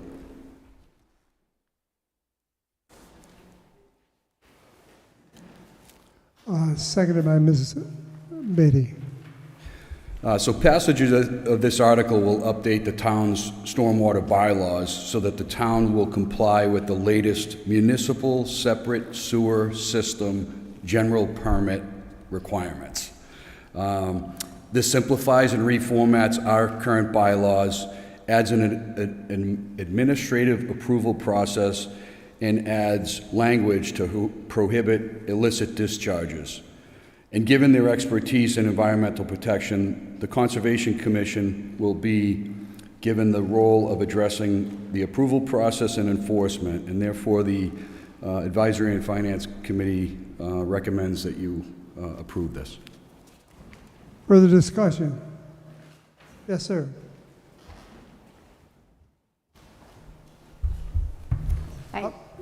She beat you. That's okay. She beat you to the... Quite all right. If you'd have done a dead run, you could have beat her, but she got up first. B. Rogers, 44 Pearl Road.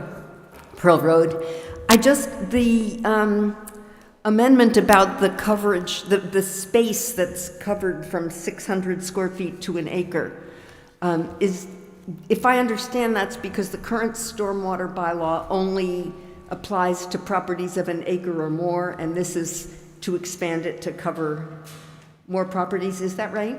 Because you mentioned the administrative stuff, but not that coverage. Yeah, yes, B, that's correct. Anything over an acre will still be treated the same as it always has been.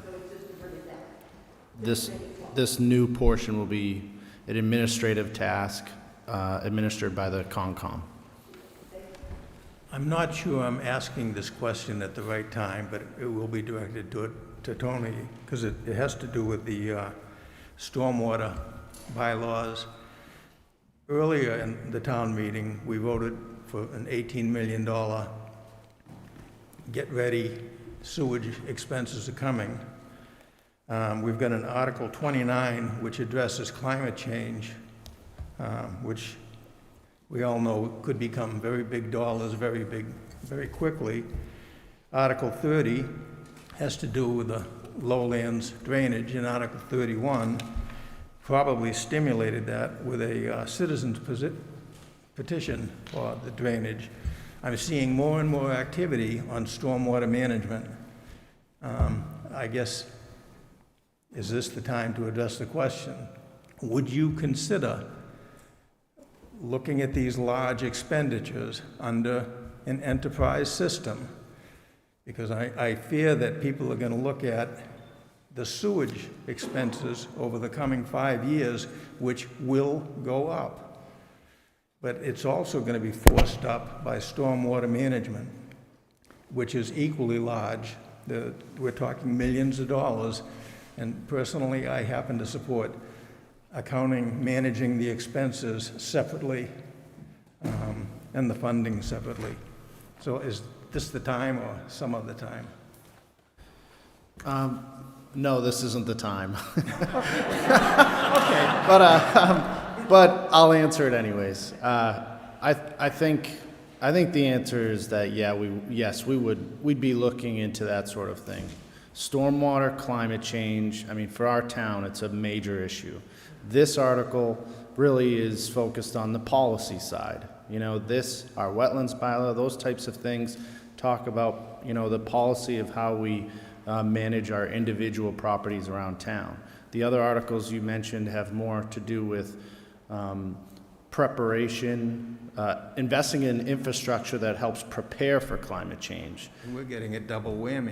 The lowlands drainage article has to do with investing in infrastructure on how we respond to stormwater. So there's so many different angles of how we approach the stormwater issue and climate change, and funding for those projects, like you mentioned, finding ways to match grant dollars is something that we're always looking at, and an enterprise account, like you mentioned, is something that we could look at. Another thing we voted on earlier was the spending cap of a revolving fund under the Conservation Commission. So with this stormwater bylaw, with any permit application submitted to the Concom, that comes with a price, and those funds are put into the Concom revolving fund.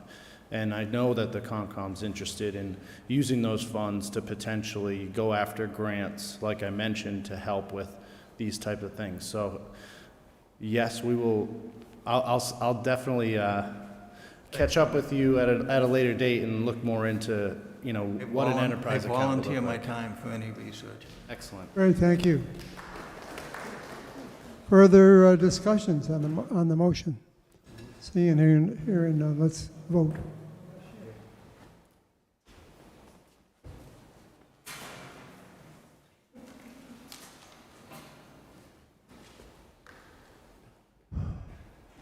Those in favor, 66. Those opposed, 2. The motion carries, and beyond the two-thirds vote required.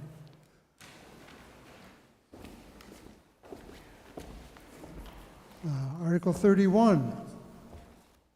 29. Oh, 31 is 29. Oh, my wish page it were stuck. 31. Sorry. I'm just in such a rush. I'm so I know, sorry. we're doing pretty good, though. 29. Thank you. Mr. Hoare, thank you. I move that the town appropriate the sum of $500,000 to pay the cost to fund the capital costs of projects related to climate change preparedness, including the payment of all incidental or related costs, that to meet this appropriation, the treasurer, with the approval of the Board of Selectmen, is authorized to borrow the sum of $500,000 under Massachusetts General Laws, Chapter 44, Sections 7 and 8, or any other enabling authority, and to issue bonds or notes of the town, therefore, that the Board of Selectmen is authorized to apply for, accept, and expend any monies that may be available to the town for such purposes from any public or private source. Seconded by Mr. Barber. Yes, ma'am. Vi Paddock, 172 Willow Road. Article 29, this article here, climate change preparedness, to me is one of the most important articles of the day. We are facing a very severe future in Nahant. When we look at the tools that are available to see how much sea rise is going to be, rising faster in New England than anywhere in the world, we have the risk of losing passage across the causeway. We have worries of houses that are on stilts that could just be washed away. I actually think that $500,000 isn't enough. I can't think of anything more important to our town right now than climate preparedness. I also think, I understand that FEMA will not give money to people whose houses are threatened with loss if they would like to have their houses put on stilts, unless they've already suffered a loss. Although I think I read that that might have changed a little bit, but I think there are a lot of people in this town whose properties are very seriously at risk. And I think we should put more money into this initiative maybe next year, and maybe you could all consider this moving forward. Thank you. Thank you, V. Thank you very much. Further discussion on the motion? Yes, B. All right, B. Rogers, 44 Pearl Road. This is probably the dumbest question. It says we're voting on the motion as read. Is that correct? Because it says here, I was just going to ask, it says $500,000 or any other sum of money in the printed version. We're voting for the $500,000, correct? You're reading the article from the thing. The motion as read said $500,000. Okay, that's, thanks. Yes, thank you. Further discussion on the motion? Seeing and hearing none, let's vote.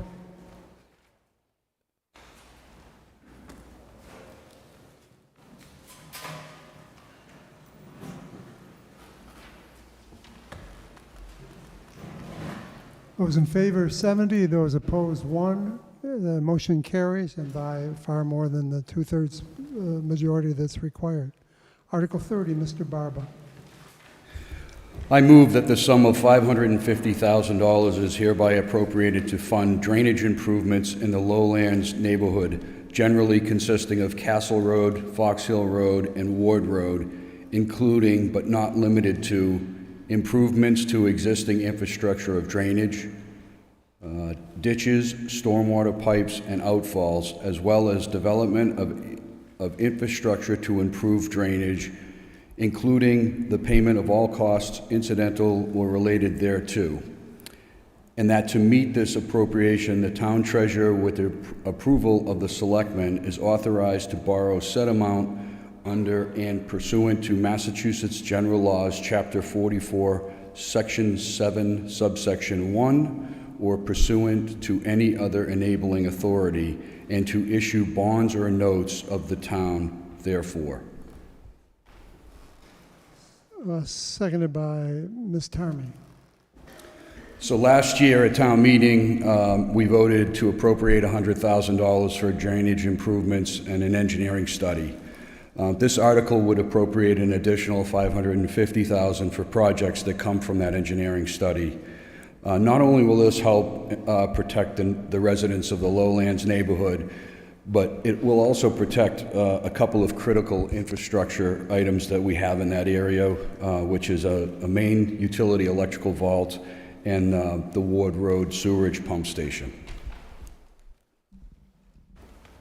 Thank you. Further discussion on the motion? Yes, sir.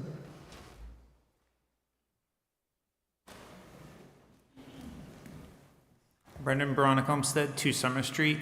It's been over 5 years since we had the March 2018 storm and significant flooding in that area. We actually haven't addressed any of the root causes, and I believe this will help achieve that goal. I would urge support for this.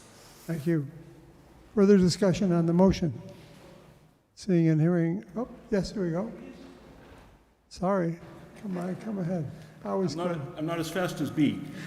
Ken Carangelo, 81 Willow Road. Procedurally, I'm not sure how this is going to work, but how does this article relate to what's being proposed in Article 31, which sounds oddly similar?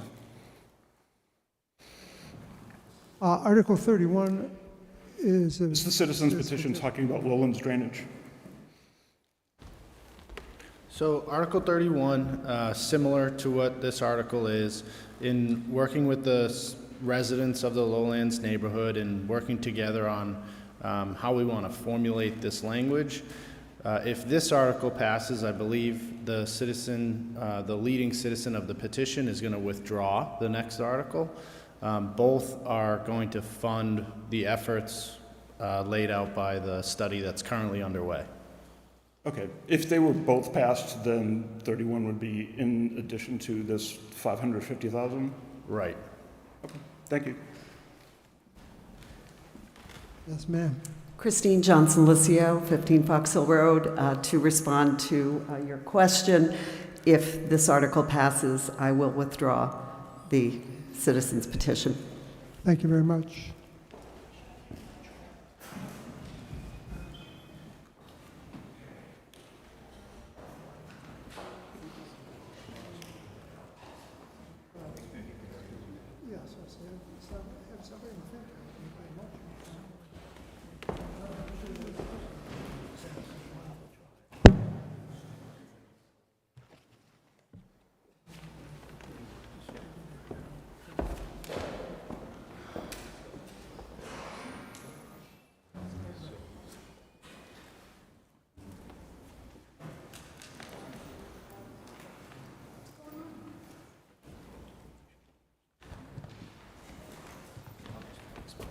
The discussion up here is because it's a citizen's petition, you may not actually be able to just withdraw it. It would be a motion to indefinitely postpone, should this one pass. So I will modify that and say, if the article passes, I will indefinitely postpone the article, the citizen's petition. Good, okay. That clarifies it. All right, further discussion on the pending motion. Seeing and hearing none, let's vote.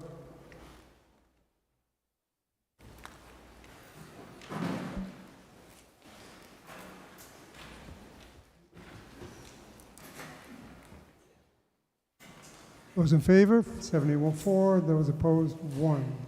The motion carries by far more than 2/3 majority vote. So, Mr. Lucio, you want to make a motion to indefinitely postpone Article? Yes. First of all, thank you very much to the town for the previous article and for all that supported it. At this time, I would like to indefinitely postpone the citizen's petition for lowlands drainage. I move to do that. The motion is to indefinitely postpone the citizen petition article. Are you accept it? All right, the FinCom has accepted it. Are we happy with that in the legal department? All right, then we don't even have to vote. That's beautiful. Bye-bye. Let's go to the next article, Article 32. Mr. McMacken? We need to vote. We have to vote on Crystal. Take a vote. You want to take a vote? Yes. All right, let's vote on the Article 31. Indefinite postponement.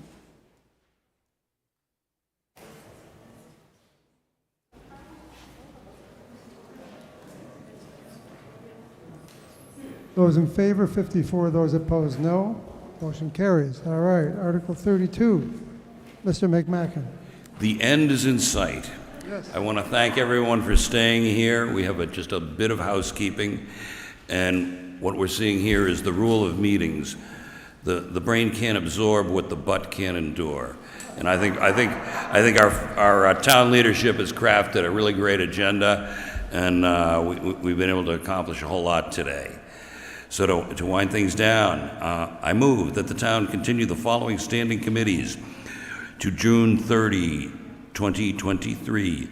Community Preservation Committee, Cable TV Advisory Committee, Veterans Memorial Committee, Sailing Committee, Cemetery Advisory Committee, Coast Guard Design and Development Advisory Committee, Town Charter and Bylaw Committee, Tennis Committee, Town-Owned Land Study Committee, Nahant Alternative Energy Committee, Golf Course Management Advisory Committee, and the Open Space and Recreation Plan Committee, Cultural Council, FEMA Flood Insurance Study Committee, Green Community Committee, MVP Committee, Noise Abatement Committee, Nahant Fire Station Architectural Assessment Committee, and the Short-Term Rental Committee. Seconded by Ms. Beatty. Further discussion on the motion? Seeing and hearing none, let's vote.